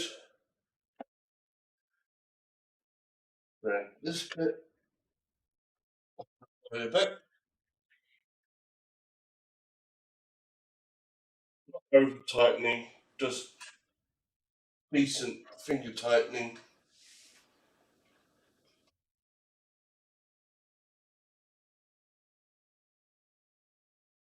Good, good. So I don't know if they'll need slackening off. We've got plastic bits that go over the end here as well, I think. Where are they? I want to see how the plastic bit's going over the end. If I should make sure that this actually hangs full back a bit for where the plastic's going to be sealing that off. So though they don't tell you about putting those the plastic end caps on until the very end, I think it would make sense if I put the plastic end caps on and line it up so that this and the plastic end caps are in line.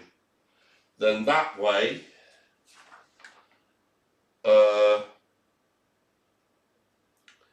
it'll look nice and neat and you won't have plastic ends sort of sticking past the end point, if that makes sense. Because they don't tell you about the plastic end caps until the last stage when everything's already constructed. And I kind of want to make sure things look flush. So I think I'm going to put the plastic end caps on the end of these first and make sure that this bar here is flush, although then you are losing a bit of the traction of the metal here. Do I want the plastic bit just over the end? Don't matter that much, just one tiny bit of plastic there. We'll do it the order they say, and we'll have the metal ends parts line up. That way it's a definite sure thing and make sure and gives us the full rigidity there. Right. Good. So now I just need to get this bit into place as well.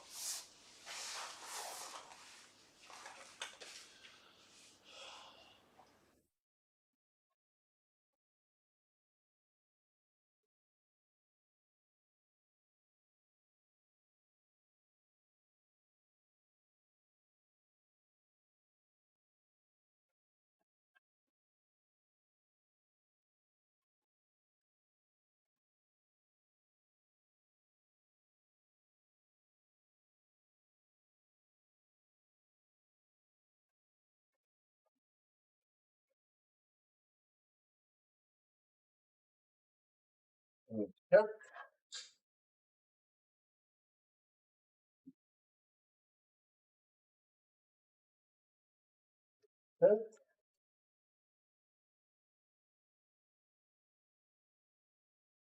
Right.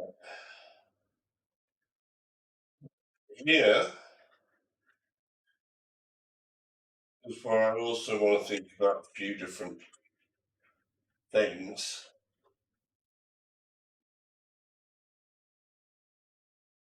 And make sure these ones are actually tight now.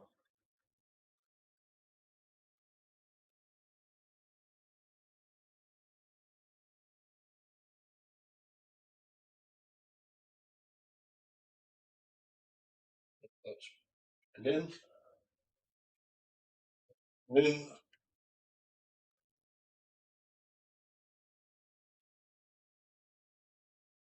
in. You've got the vibrations also just going through here and untightening a bolt and then trying to find it. So it needs to be tight enough that it's not going to then end up affected by vibrations. Good. Right. Now, I don't know how far down this needs to be from here. So what I'm going to do is I'm only going to tighten up the bolts on this side and this side and not fully tighten the ones that are going this way. And then that way,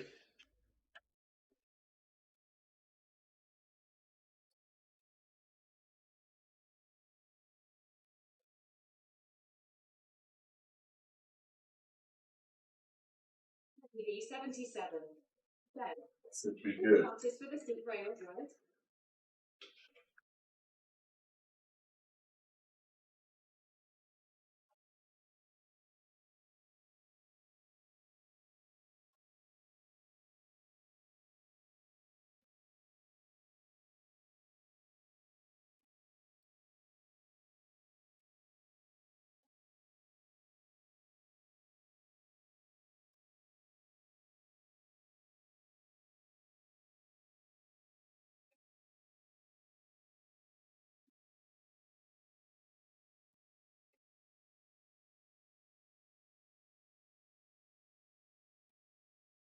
Oh, okay.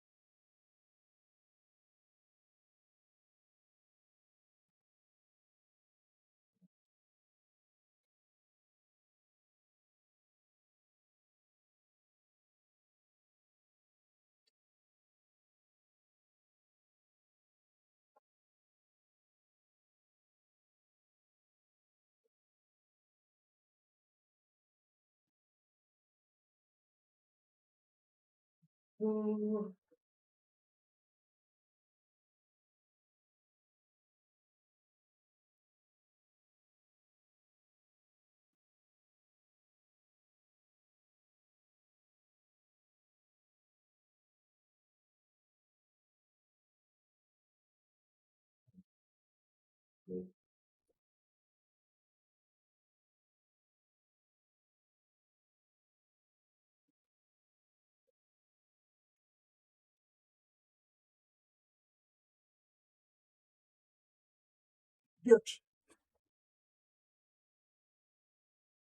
Okay.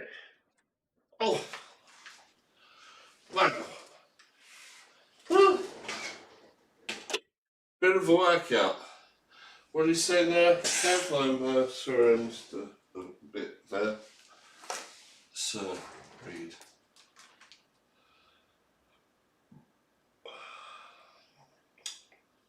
Yeah, that is for the big seat rails.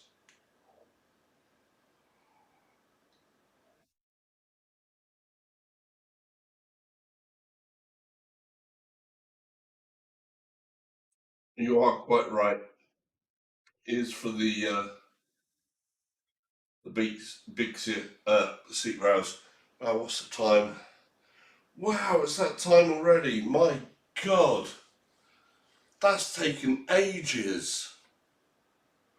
I'm a little bit shocked. Right, I'm going to do something out of order here. Like I said, the instructions leave the putting on of the feet until the end. And I believe that's a little bit of an issue. And the reason why I think that's a bit of an issue is that if I put the feet on at the very end, I'm going to have to lift the rig up. And lifting something of this weight is going to be a heavy job if I have everything constructed. Because believe me, just the one big box that has these rails in weighed a considerable amount, and I wasn't really able to lift that off the ground easily. I struggled to get that up the stairs. I struggled a lot to get that up the stairs. So if there's two of us, yeah, two people, yeah, okay. You could then lift onto its side easier and maybe do the feet then. But as it stands, I think I want to put the feet on now, flip it over so it's sitting on the feet, and put my movable casters. And then that way I can still move it around, I can still bolt things on and everything else that I need to do without having to worry that I'm going to have to tip the whole thing over onto its side and then try and lift it back down and do myself some damage. So it may make other parts of the build a little bit trickier overall, but I think in the long run it's going to be better for me, I think. Yeah. So, feet. Not these feet here. Little feet that we have in a baggie here. So it comes with 6 round feet. I was thinking of using the feet off my other rig, my old rig, which I'll show you a comparison of so you can see, by the way.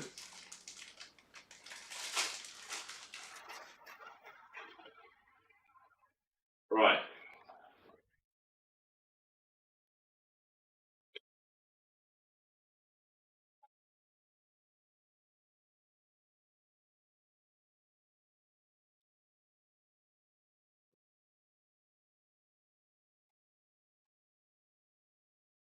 This is the feet that this comes with. Add the two beams the rails bolted so that you know you have the current two beams spaced correctly. Tighten them down to have a strong rectangle, then feet. They're all loose at the moment, dude. Then I can just put these on, flip it over, and I can still move the T-beams around enough with them loosened off, square it up, and then tighten it fully. So it shouldn't be an issue. But that's the feet that this comes with. And here's the feet that my old the back seat frame for the Apex came with. See the size difference. These are a nice, got some squishy rubber around it, and these feel like a hard plastic core. Yeah.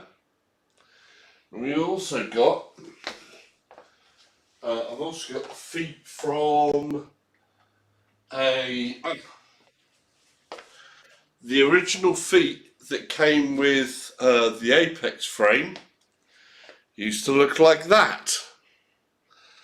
So this is what used to come with an Apex frame, and the rubber was over here, and the annoying thing is this would sometimes come off and loose. Here's the feet that they gave with the Apex back seat frame. Yeah, and then this is the feet that have come with. I don't see the sense in that myself, because surely it would be better to distribute the weight across a wider space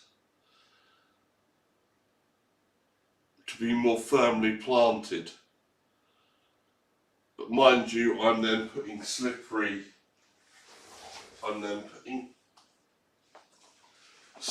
casters underneath it as well, so that I can actually maneuver it around the floor. So a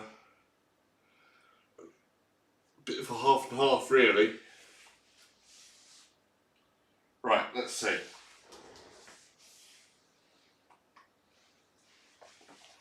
But I do.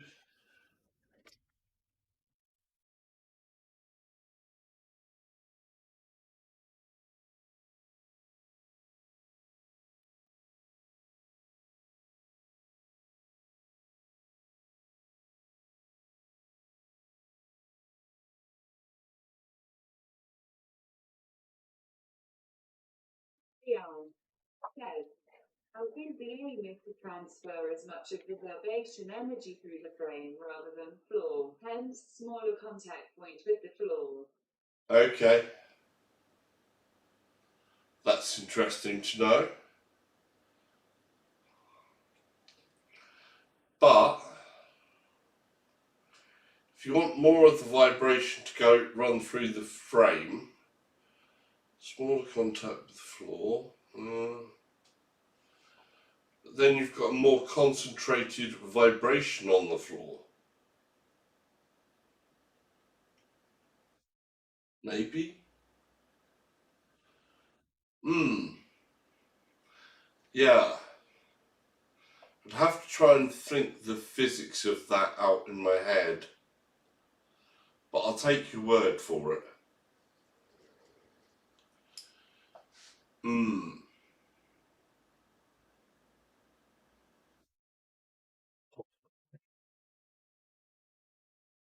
Then why would you also then get a mat to put things on as well? course, the feet would then be on the mat, that then reduces the vibration that's separated to the floor, but not necessarily to the frame. Okay.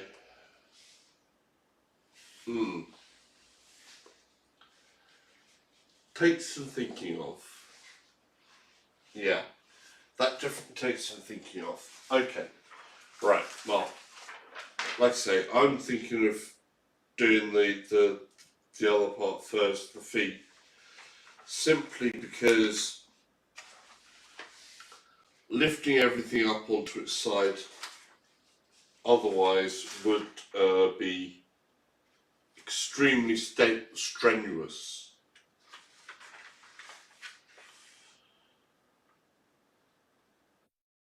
Where they do say, see, they have it as the next step of putting these frame parts on here, which would still mean, okay, I could do that, and then I've got these at the right length, as you're saying, but then they're on this side, and I have to flip it over onto its side, and then put the feet on, because the next step after putting this rail on is actually mounting the seat on. But I could use just use a rail, one of the rails, to measure up more roughly where that should be.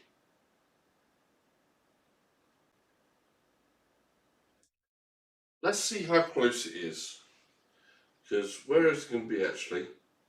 It's 500. Yeah, we've got the measurement here actually. It's going to be 500. It's going to be 500 mil. Because the runs that run for the seat there are 500 mil that way. So we do know how far they're going to be. And I have a measuring tape here. Aha! So we can measure it up and make sure it's all square at the same time. That sounds like a plan to me. That sounds like a pretty good plan. And then we can put the feet in.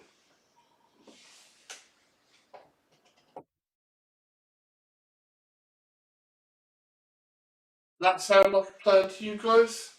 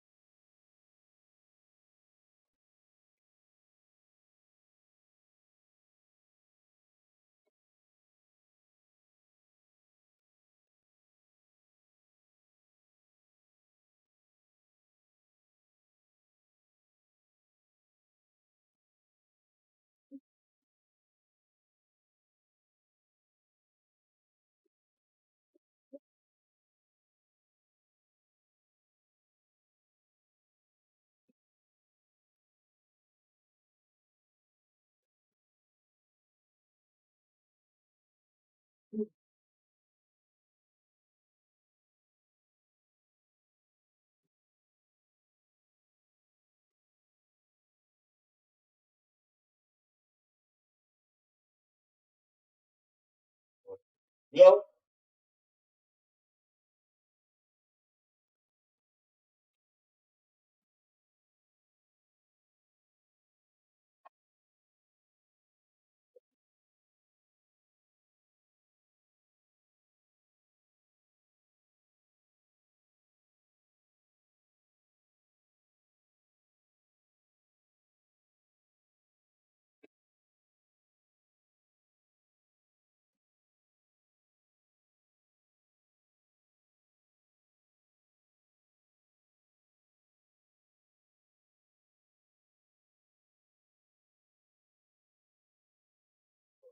middle, right,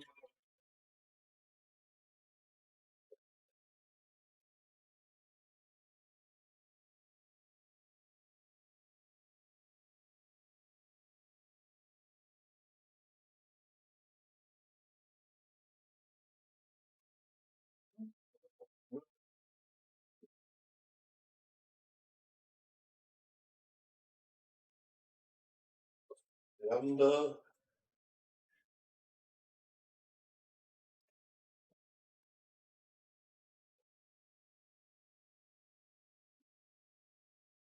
okay, should be that.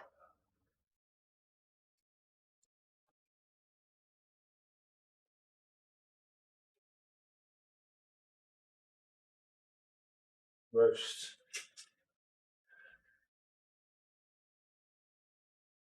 couple mil off.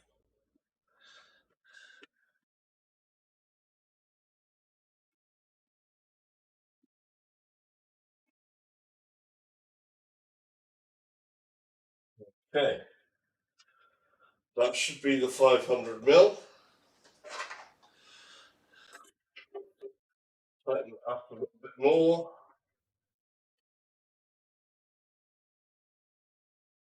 Need to loosen it up a little bit later.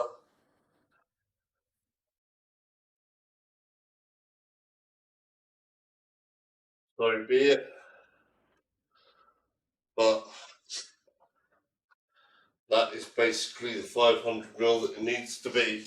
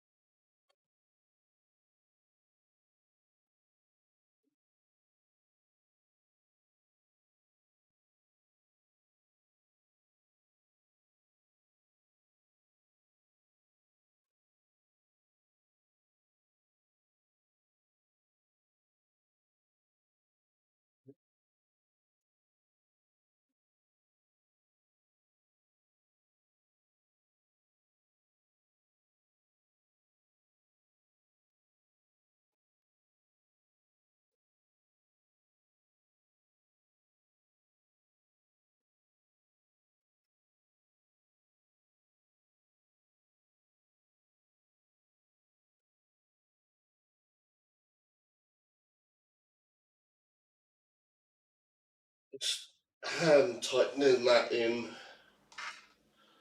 for the moment so it doesn't move.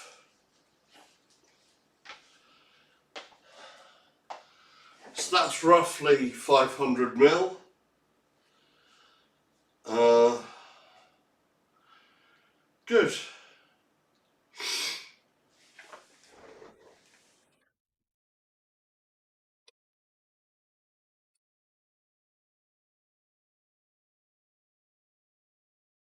Good. Oh, I'm really worn out. Ay, ay, ay.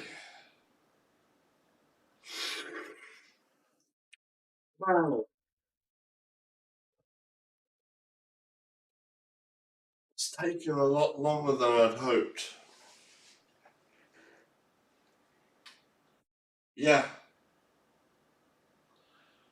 looks cool, but taking a lot longer than I'd hoped. Right. Note to anyone out there, if you've got someone else you can rope in as well to help you out, probably a good thing. You can have one person making sure the nuts are all threaded nicely before you put them in, and then they can help you shore everything up, and you won't be worried about maybe the feet part and stuff like that I am more worried about. Because then you'll have someone to help you tip it over nicely and different things near the end, and then tip it back without worrying about dropping it badly. Says, be prepared for the aches tomorrow, Lal. I'm already aching now. The aches tomorrow are not going to be aches, they're going to be full on groans.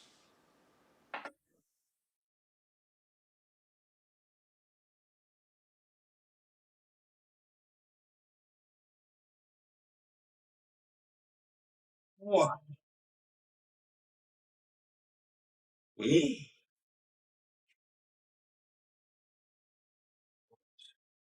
See, so feet.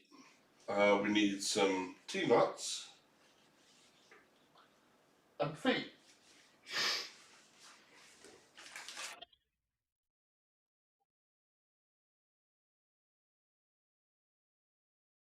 But again, we're going to make sure our nuts are properly threaded.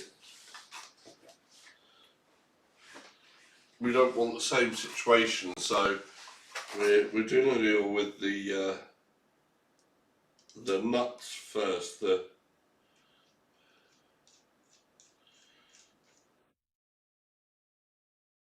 Make sure they're nice. So that's a good one. We need 6 of these.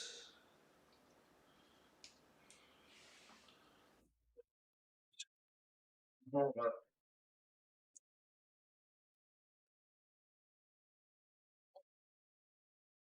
of these.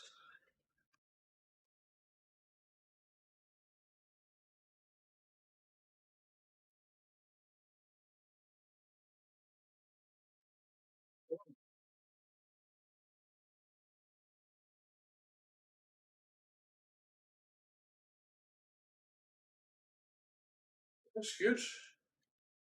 2. That'd be good straight off the bat.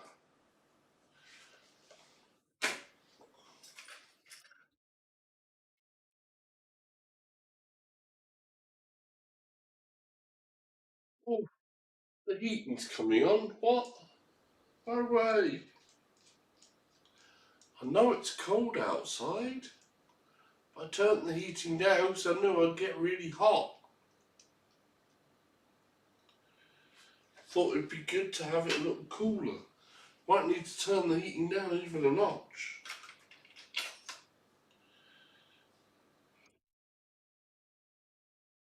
But yeah, interesting times. Of course, one of the first things I want to test out is actually AMS2. They also have another update that's come out. There's more updates that I think happened with ACC. Don't know if you can confirm that, Ham.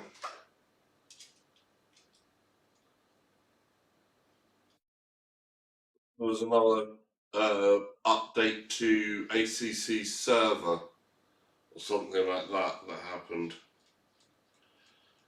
And AMS2, obviously, that has had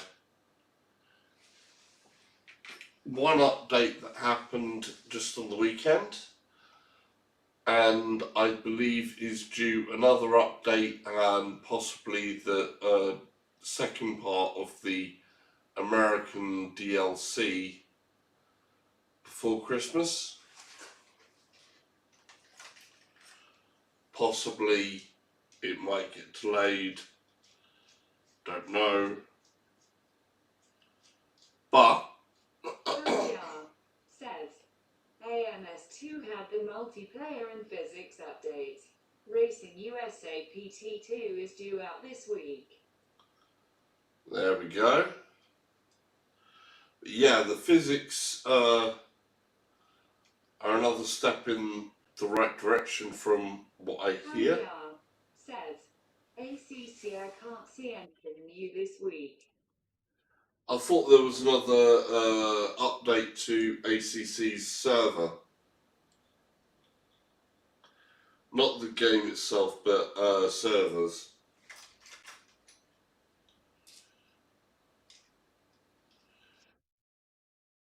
Should only affect the multiplayer server thing, but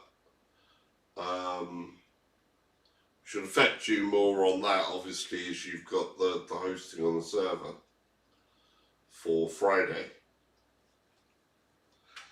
Which let's hope I'm finished for Friday, because, like I said, I've got work in the office tomorrow, and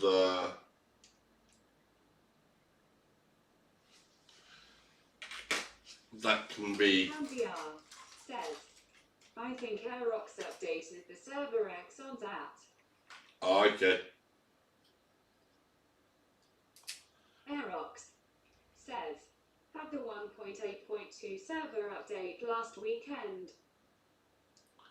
Yeah, I thought there was some other little hot fixes they had done in the meantime. I thought there was another hot fix that came out for the server.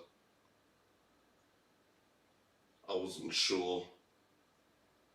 Past the straight up 1.8, you know. I thought there was another point minor point iteration.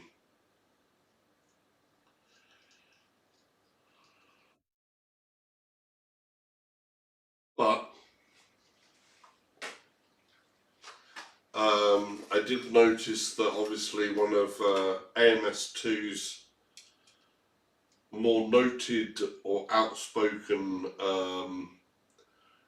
not generally for, not against, but wasn't generally happy with AMS2 people, which is Game Muscle. After trying AMS after this physics update, has actually said, "Yay, yeah, go buy in."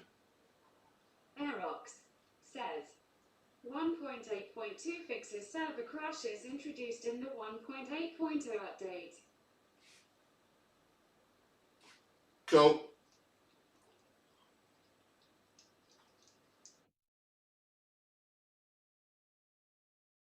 There we go. There's a few of those. Put some feet up, shall we? And flip this bad boy over. Let's also make sure, I should check the diagonals. Why don't I put the tape measure?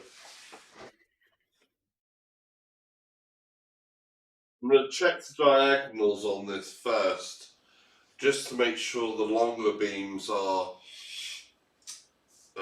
where they should be.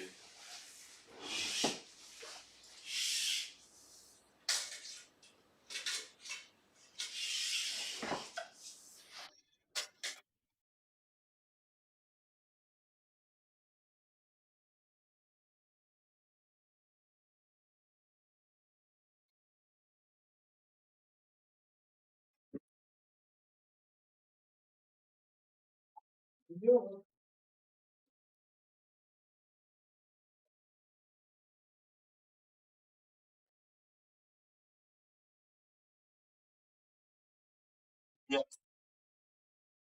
That's pretty much spot on square, I think.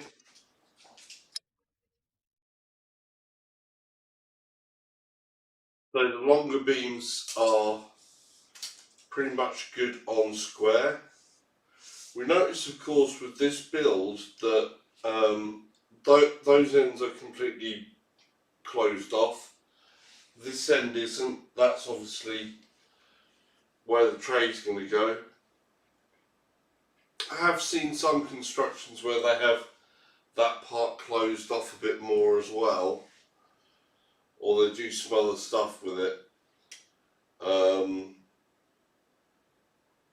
which can obviously add another layer of rigidity, which, if needs be, because this is, of course, aluminium extrude, you can always end up getting additional beams to slot in if you don't feel something's quite as firm or something like that. But I'm sure this will be fine enough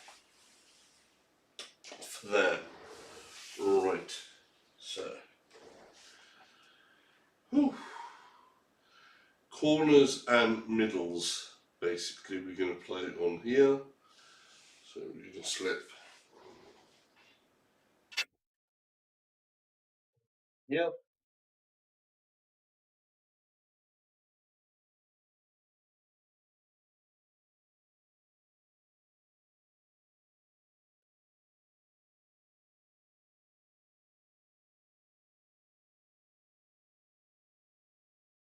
Leave it in a little bit from the edge. I'm going to try and line the centre of this foot up along that line there.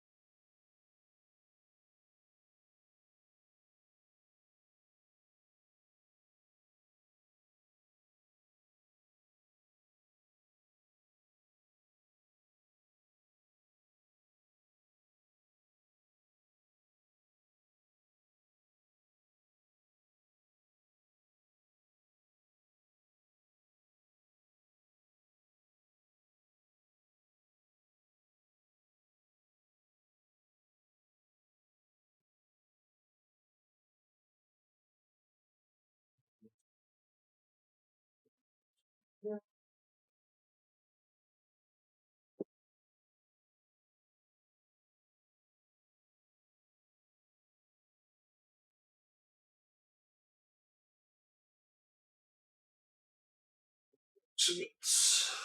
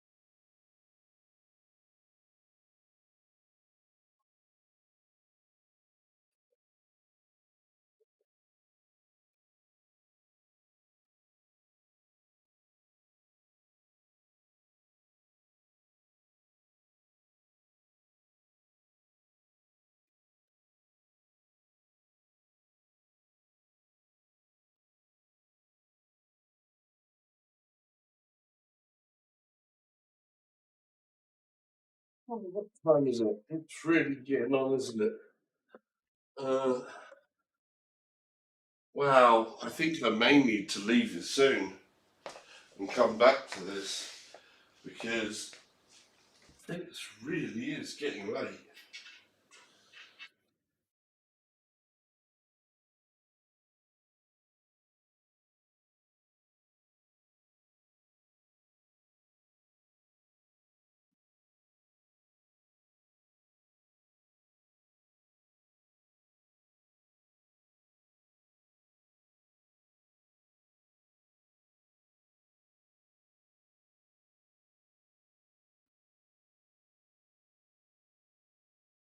Oh,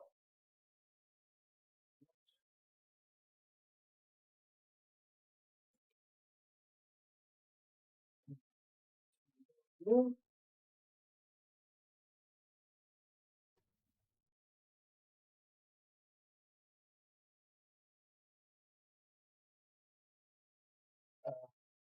uh, uh, uh, definitely feeling this. You know, there are other people out here in a lot more shape than I am. If I could have started a lot earlier, then yeah, but it is what it is.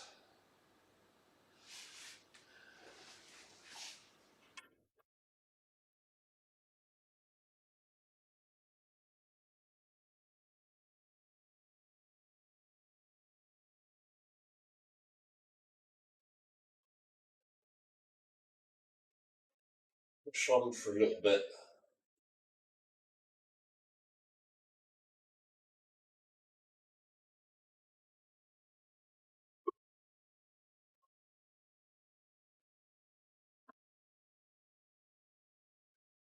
Somehow always imagined this part was actually a bit taller than it is. Don't know why, I always thought this would be a little bit higher, but yeah, no,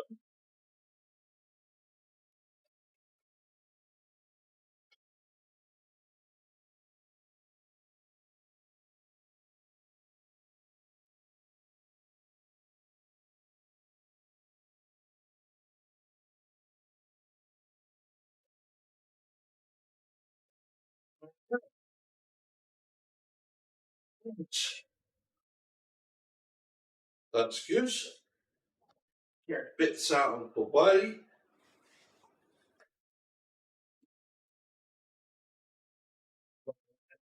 Confidence. Don't put anything in the way of what we're doing.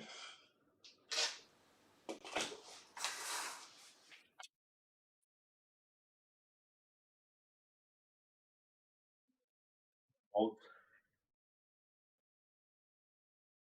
these. 1, 2, 3, 2, 3. Good. So, this over.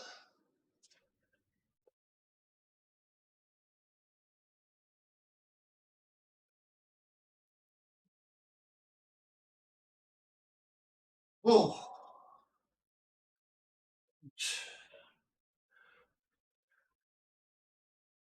there. One for here.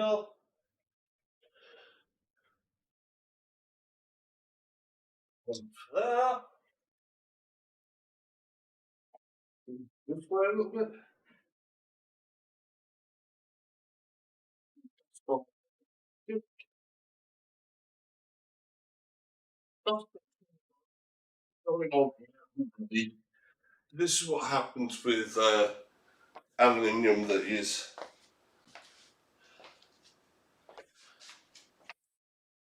really hot.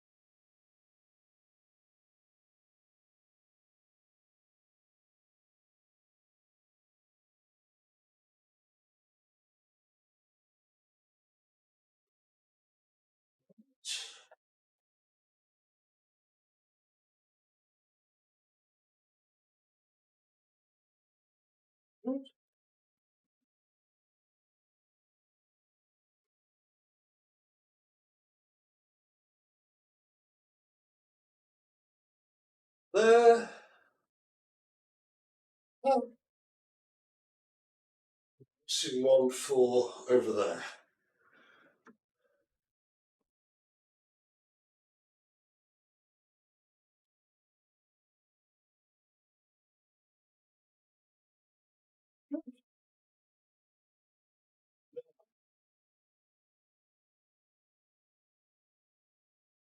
Move it round and not worry about scratching the floor or the weight that's going to be on it.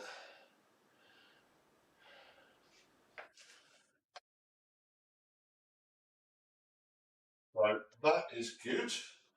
There's something that was on the floor there. It's run the further dust down there.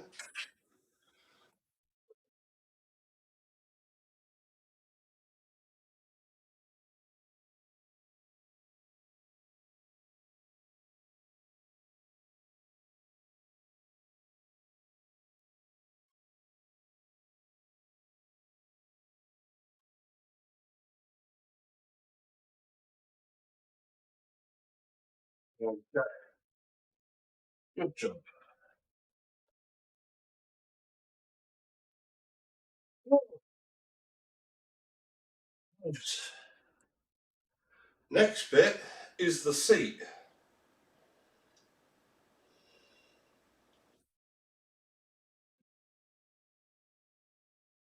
Well, the rails for the seat. So, you need those, which will be,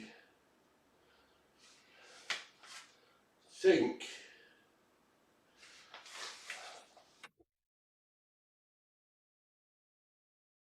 that's one of them.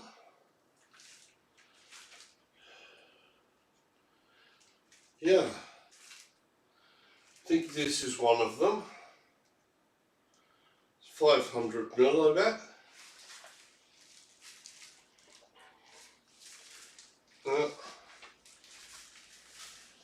It's about right.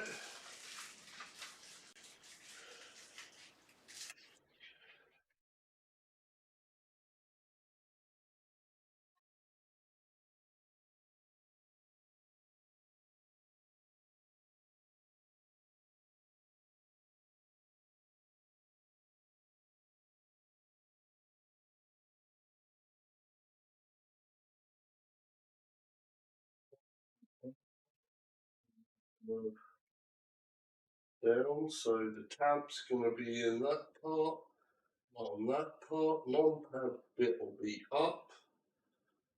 Okay, that makes sense. Good. Right, let's move this all over this way a bit.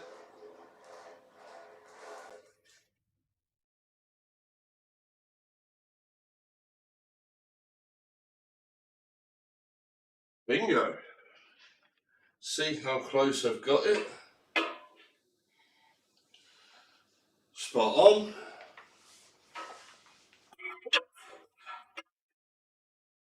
Spot on.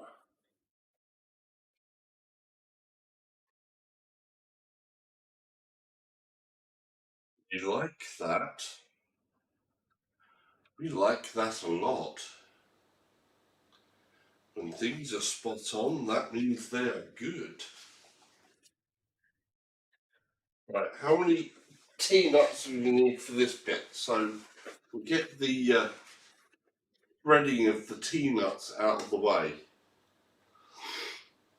So we need 4 anchors, and that means 8 bolts and 8 T-nuts.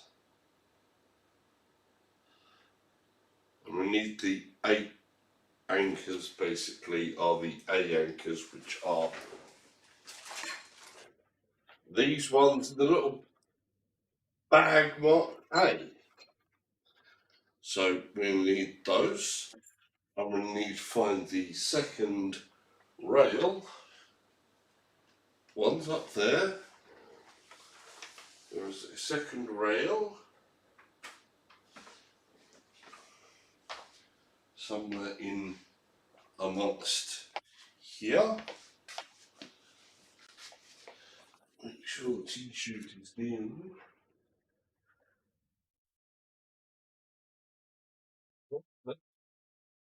On the side, and then from there.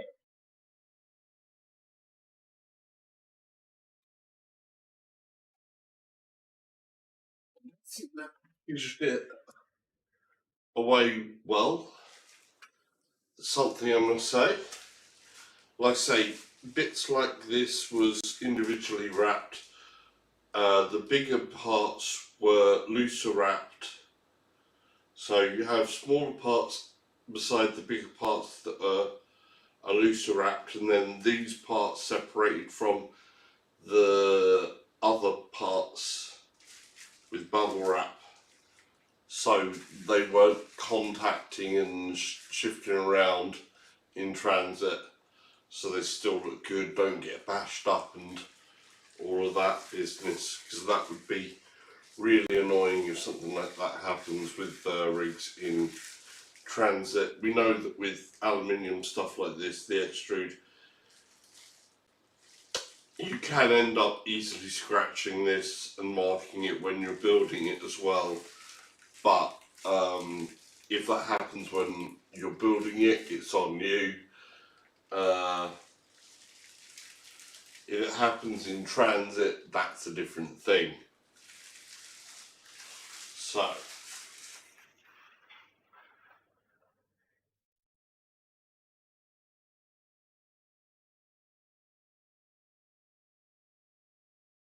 different size there. Of course, the one thing that sometimes changes between these aluminium extrudes is actually the thickness of the centerpiece here.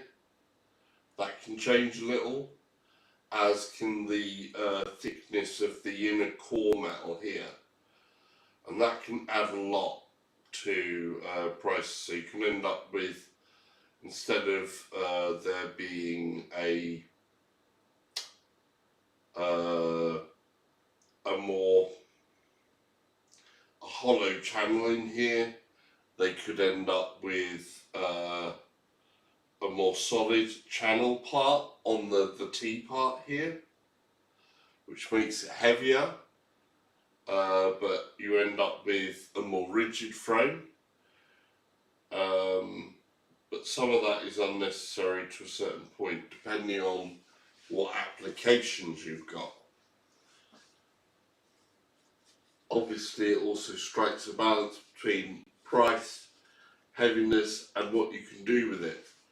With a frame like this, you want enough rigidity so that it'll withstand the forces of the drives that we're using, give us the sharpness and everything else like that, and be stable enough for us to sit on and have any other bits hanging off, holding with all the weights. But then if you add something like a motion rig on it, like a D-box, you want to make sure that obviously at the same time it's as lightweight as possible, because the lighter the weight, the better the motion rigs will handle it. The quicker it can be response to, the lighter the whole build is, the better the response for motion rigs and stuff like that, which at some point in the future I would possibly think of adding to this a motion rig, but that would be quite some time. And generally speaking, the money that I've used to buy this is money that I was using for saving for travel, holidays and such, where I want to go back to Japan again. So some of the money that I was saving to go to Japan has been used on this, because basically we've been in quarantine and lockdown, and Japan is still closed off to the rest of the world. It's one of those countries where you basically can't go to. So it's sort of like a right, get yourself something nice. Right. Nuts. We're saying about nuts. Again with the nuts. Where did that other Allen key go? Up there. So we'll grab one of my bolts. Oh, check the length on the nuts that's needed. Should be the same.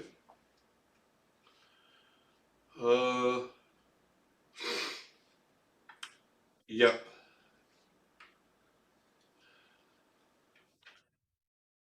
8mm.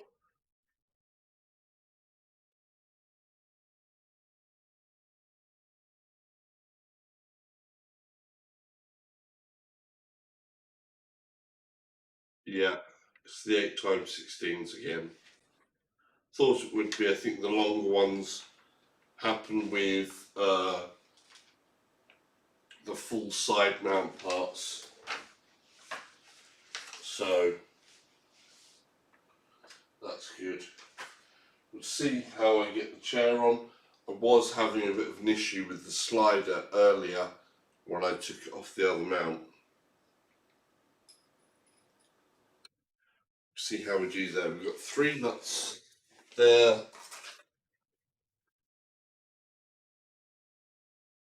Needed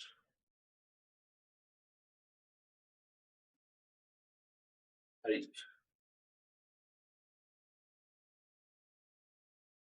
8.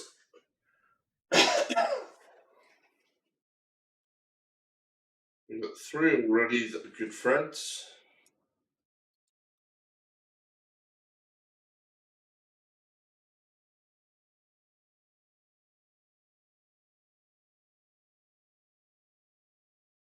Good one.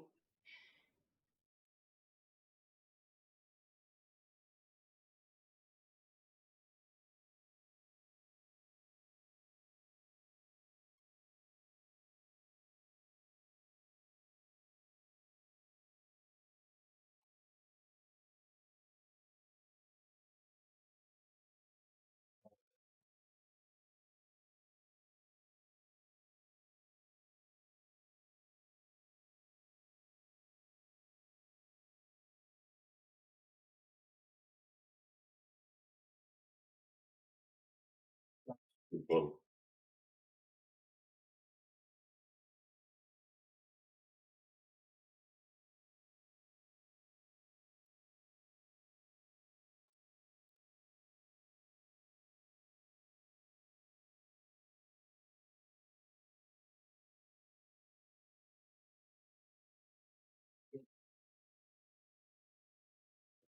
Scratchy.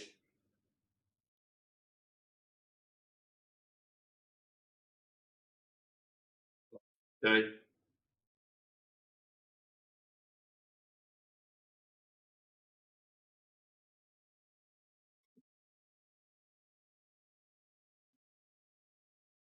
It's taking longer than I thought. I'd hoped that I'd be quicker through this, but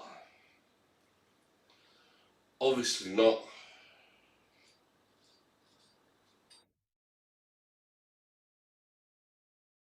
I think that's one of the things with build stuff like this as well. Anything where you have to end up worrying about doing this stuff before you put in the build as well is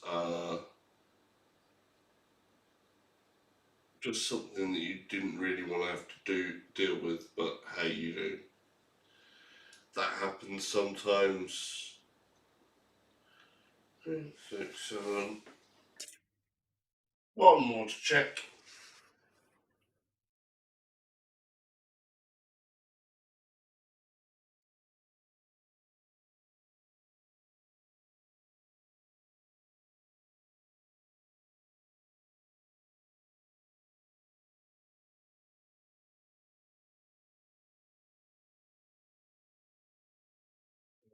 Scratchy.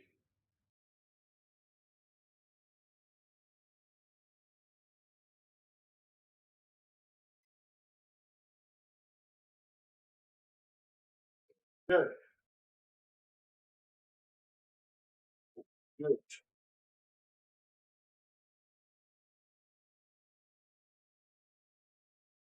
That's nuts. Just gonna breathe them in roughly. So you basically have this here and here. We're gonna have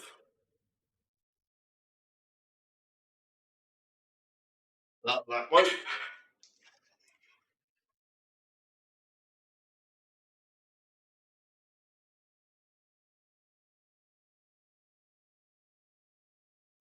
That way.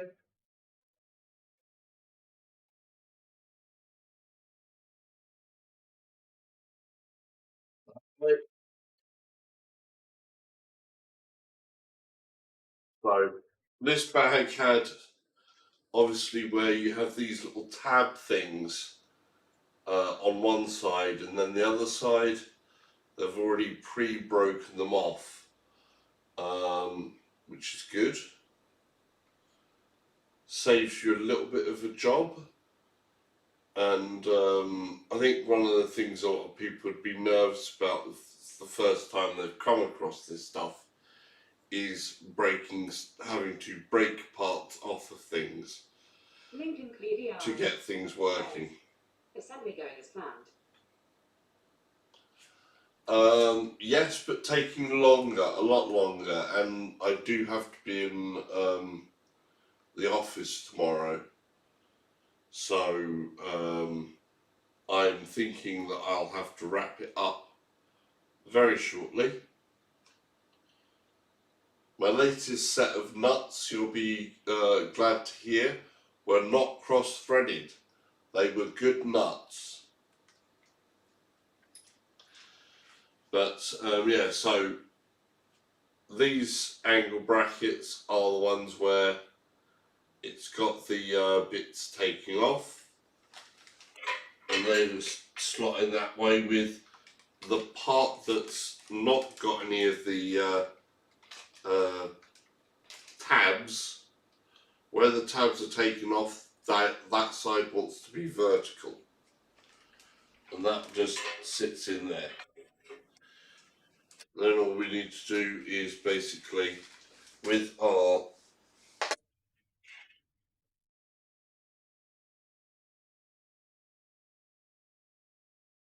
peanuts.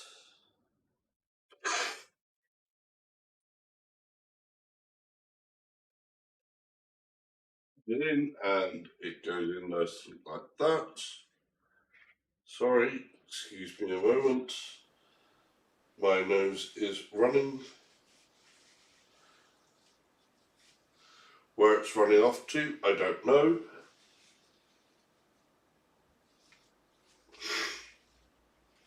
This is an issue with the nasal polyps and doing different things when you're actually more active and stuff like that.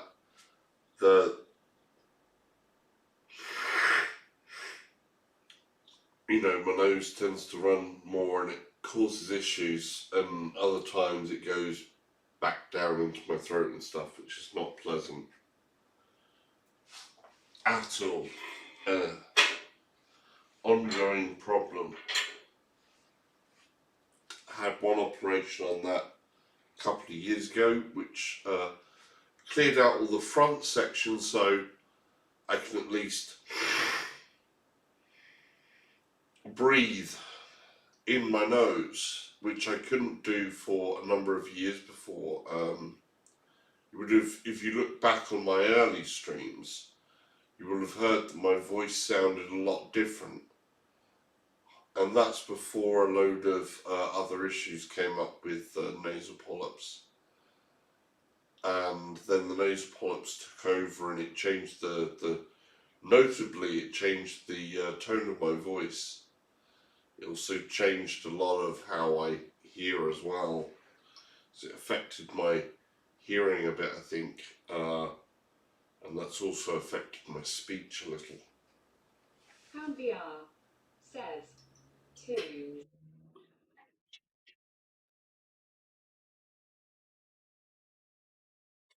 Yeah, not not great. Tunes, yes, except for they're not called tunes anymore, are they? It's unfortunate because that used to work. The whole dunes thing.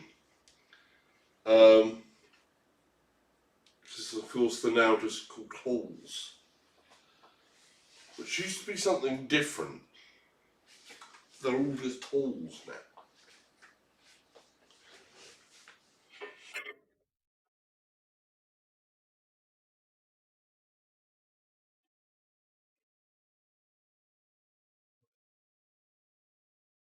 So that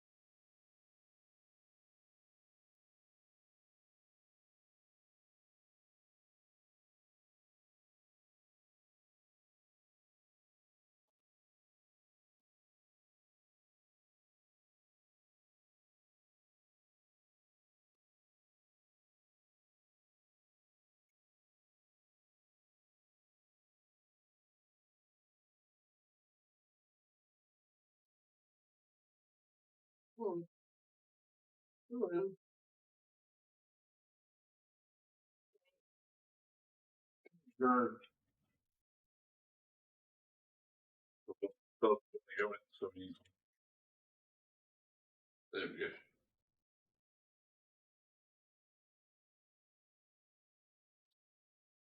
So you got two in there. That'll go that way.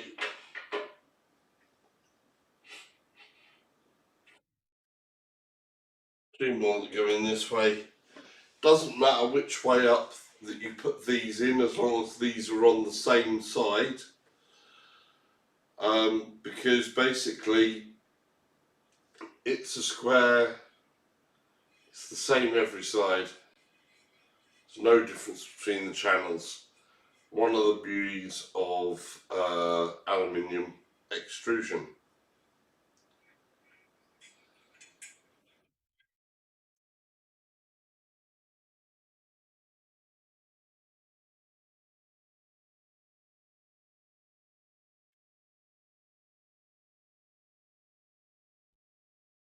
Come on.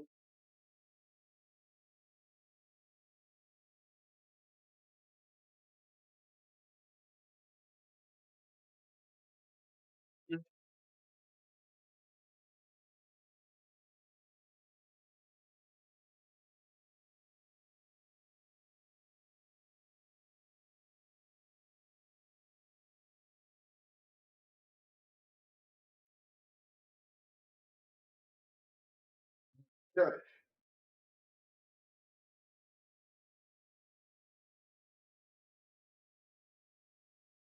I'll go that way. Those go that way. Get some bolts.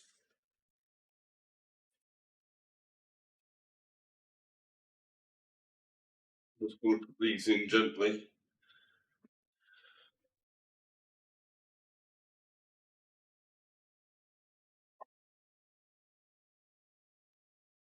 By the way, these are really handy Allen keys to have. They have sort of like an odd round cutaway part at the end, so it's kind of like a ball shaped, hexagony shaped mixture on the end. So you can just sort of like slot the ball in. Oops. Slot it lever it a little bit, and it will then be able to be turned. The other side, of course, isn't an exact fit. On this side, you just lever it a little bit, and then it has the ability to still be at a little bit of an angle and be turned, which is handy, especially for hard to reach parts.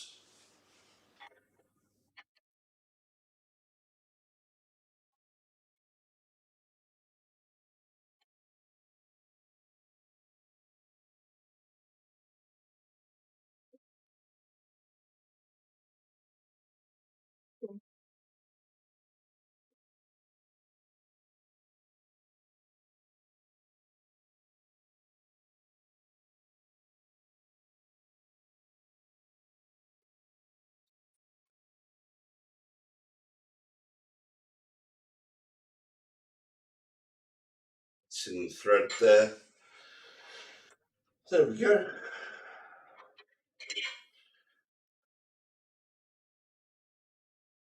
Right. I think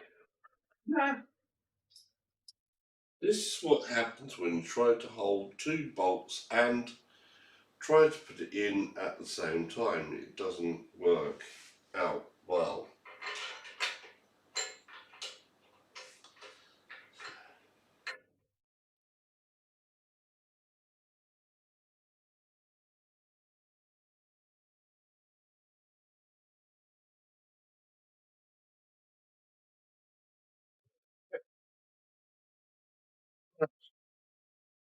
That's in there.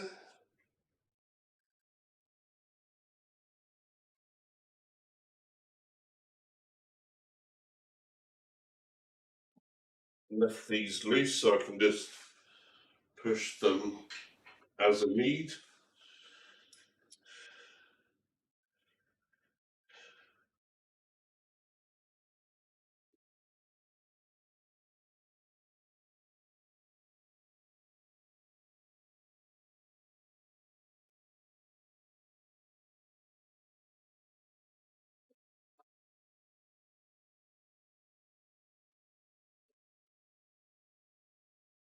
Right. Roll up a little.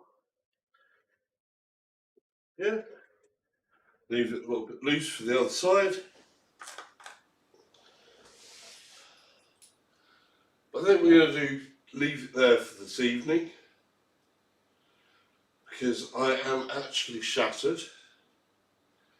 Like I say, I need to get up early tomorrow because, to my dismay, on Monday when I went into the office, it took me a lot longer to travel in than I had hoped, and that meant getting back later as well.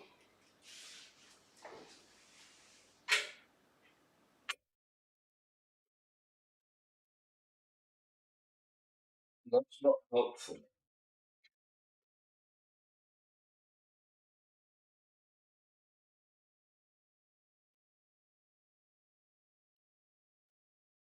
We want to, you know,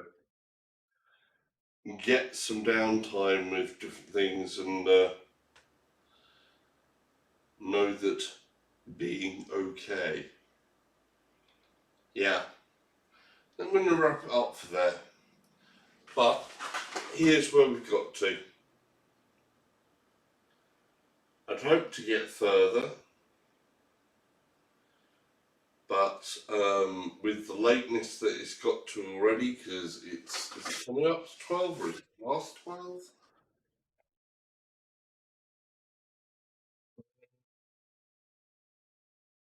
Oh, yeah. Quarter to 12. We've been going for quite some time. So, yeah, 3 hours, over 3 hours. Damn. Right, so this is where near 3 hours of jabbering on, dealing with nuts. If you're an out of shape person like me, may end up taking on building a rig. But it looks good so far. Right. So yeah, delayed until we can complete this off again, which will have to be tomorrow evening, as quickly as I can from work, and we'll see about getting set up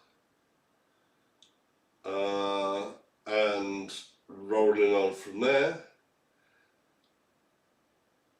and hopefully get it all finished tomorrow, because we have HamVR's race on Friday to deal with. Which what's the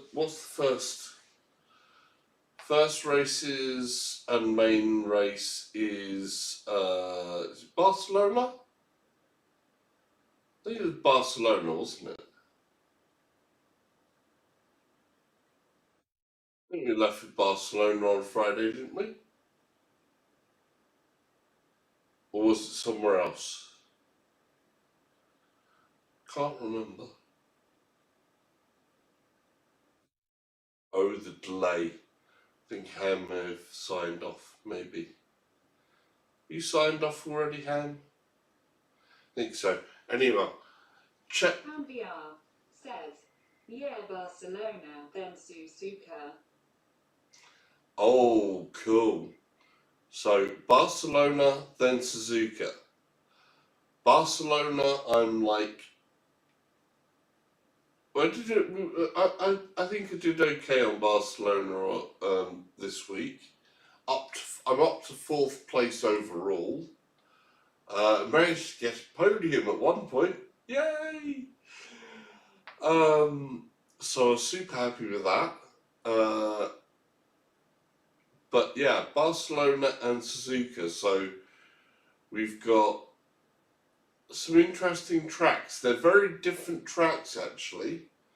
From Barcelona to Suzuka, because Suzuka is a highly technical track. It's one that I actually really like. Suzuka, I do generally like Suzuka, but a lot of people have a lot of problems with turn one. In that turn one leads onto turn two, and the way I approach turn one is hardly brake at all, or no brake at all. Pretty much, either flat out or just take your foot off the accelerator and glide through the first turn, and then hard brake into turn two to turn in. And I think a lot of people brake in before turn two, whereas I tend to attack it, pretty fast. But HamVR says, Suzuka will be at night as a twist, being a preview Tracy J for the following week. oh, we're gonna do Suzuka at night. Oh, lovely. Suzuka at night looks really good. Suzuka at night does look really good. But yeah, I can see the first corner is at different points going to be an interesting one with Suzuka. Because like I say, I know that a lot of people brake a lot more heavier than they need to in the first turn. Whereas I don't think I really braked at all in the first turn, and then do all the braking for the second turn. But hey, so that's going to be interesting. So hopefully I will have this all built and done, and everything mounted for Friday, and be ready for HamVR's Racing Championship on the Santa Corsa Competizione, which happens on Fridays. If you haven't already, go check out his channel. If you're watching this back, I'll put an info link, like there. There'll be an info link up here to Javiar's channel, or one of the videos on his channel to do with the Friday ACC competitions.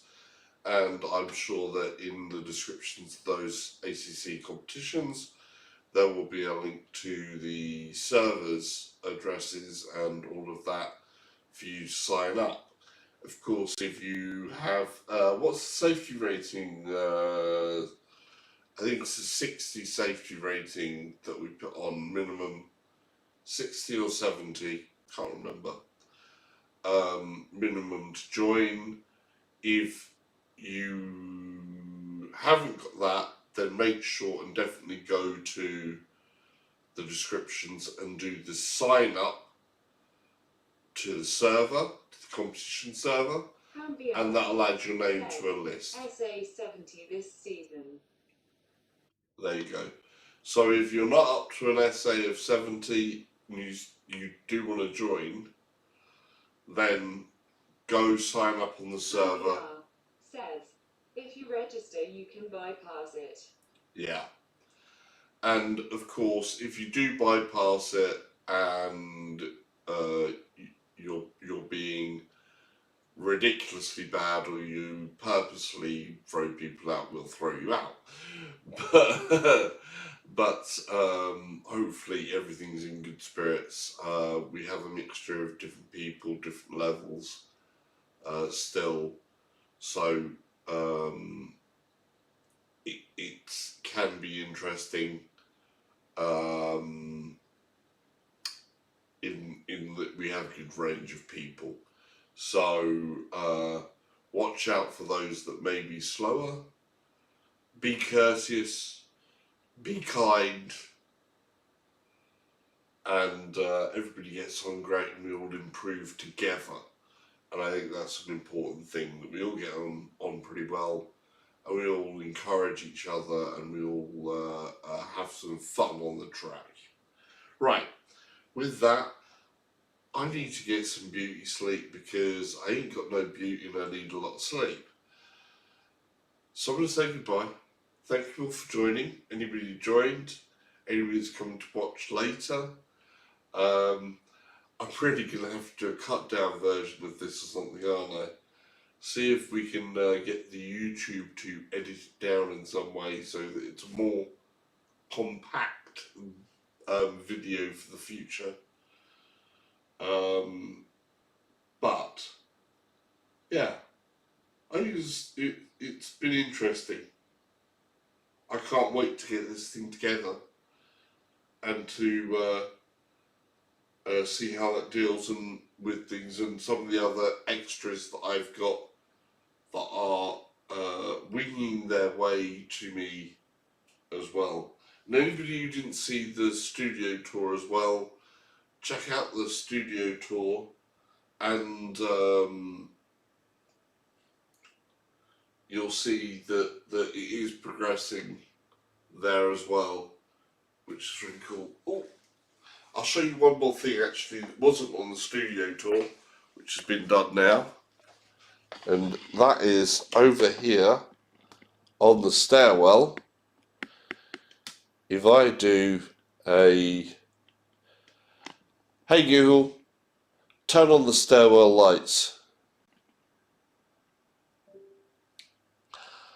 we added some more lights there, and "Hey Google, turn the stairwell lights blue."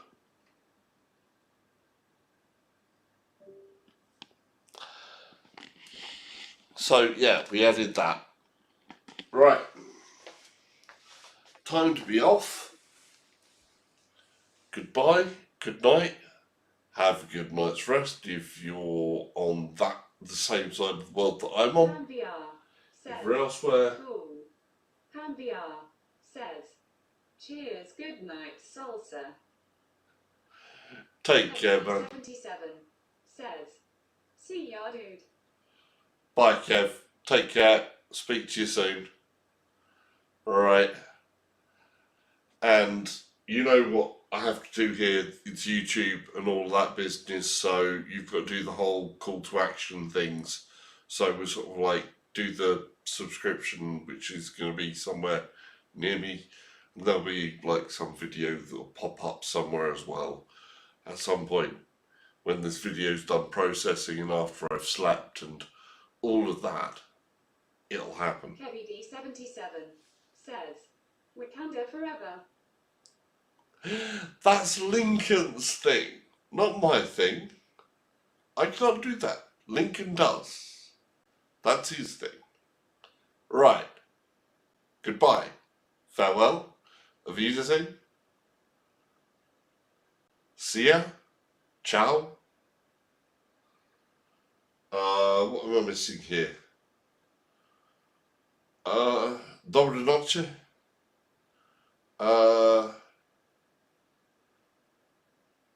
There you go. That's enough.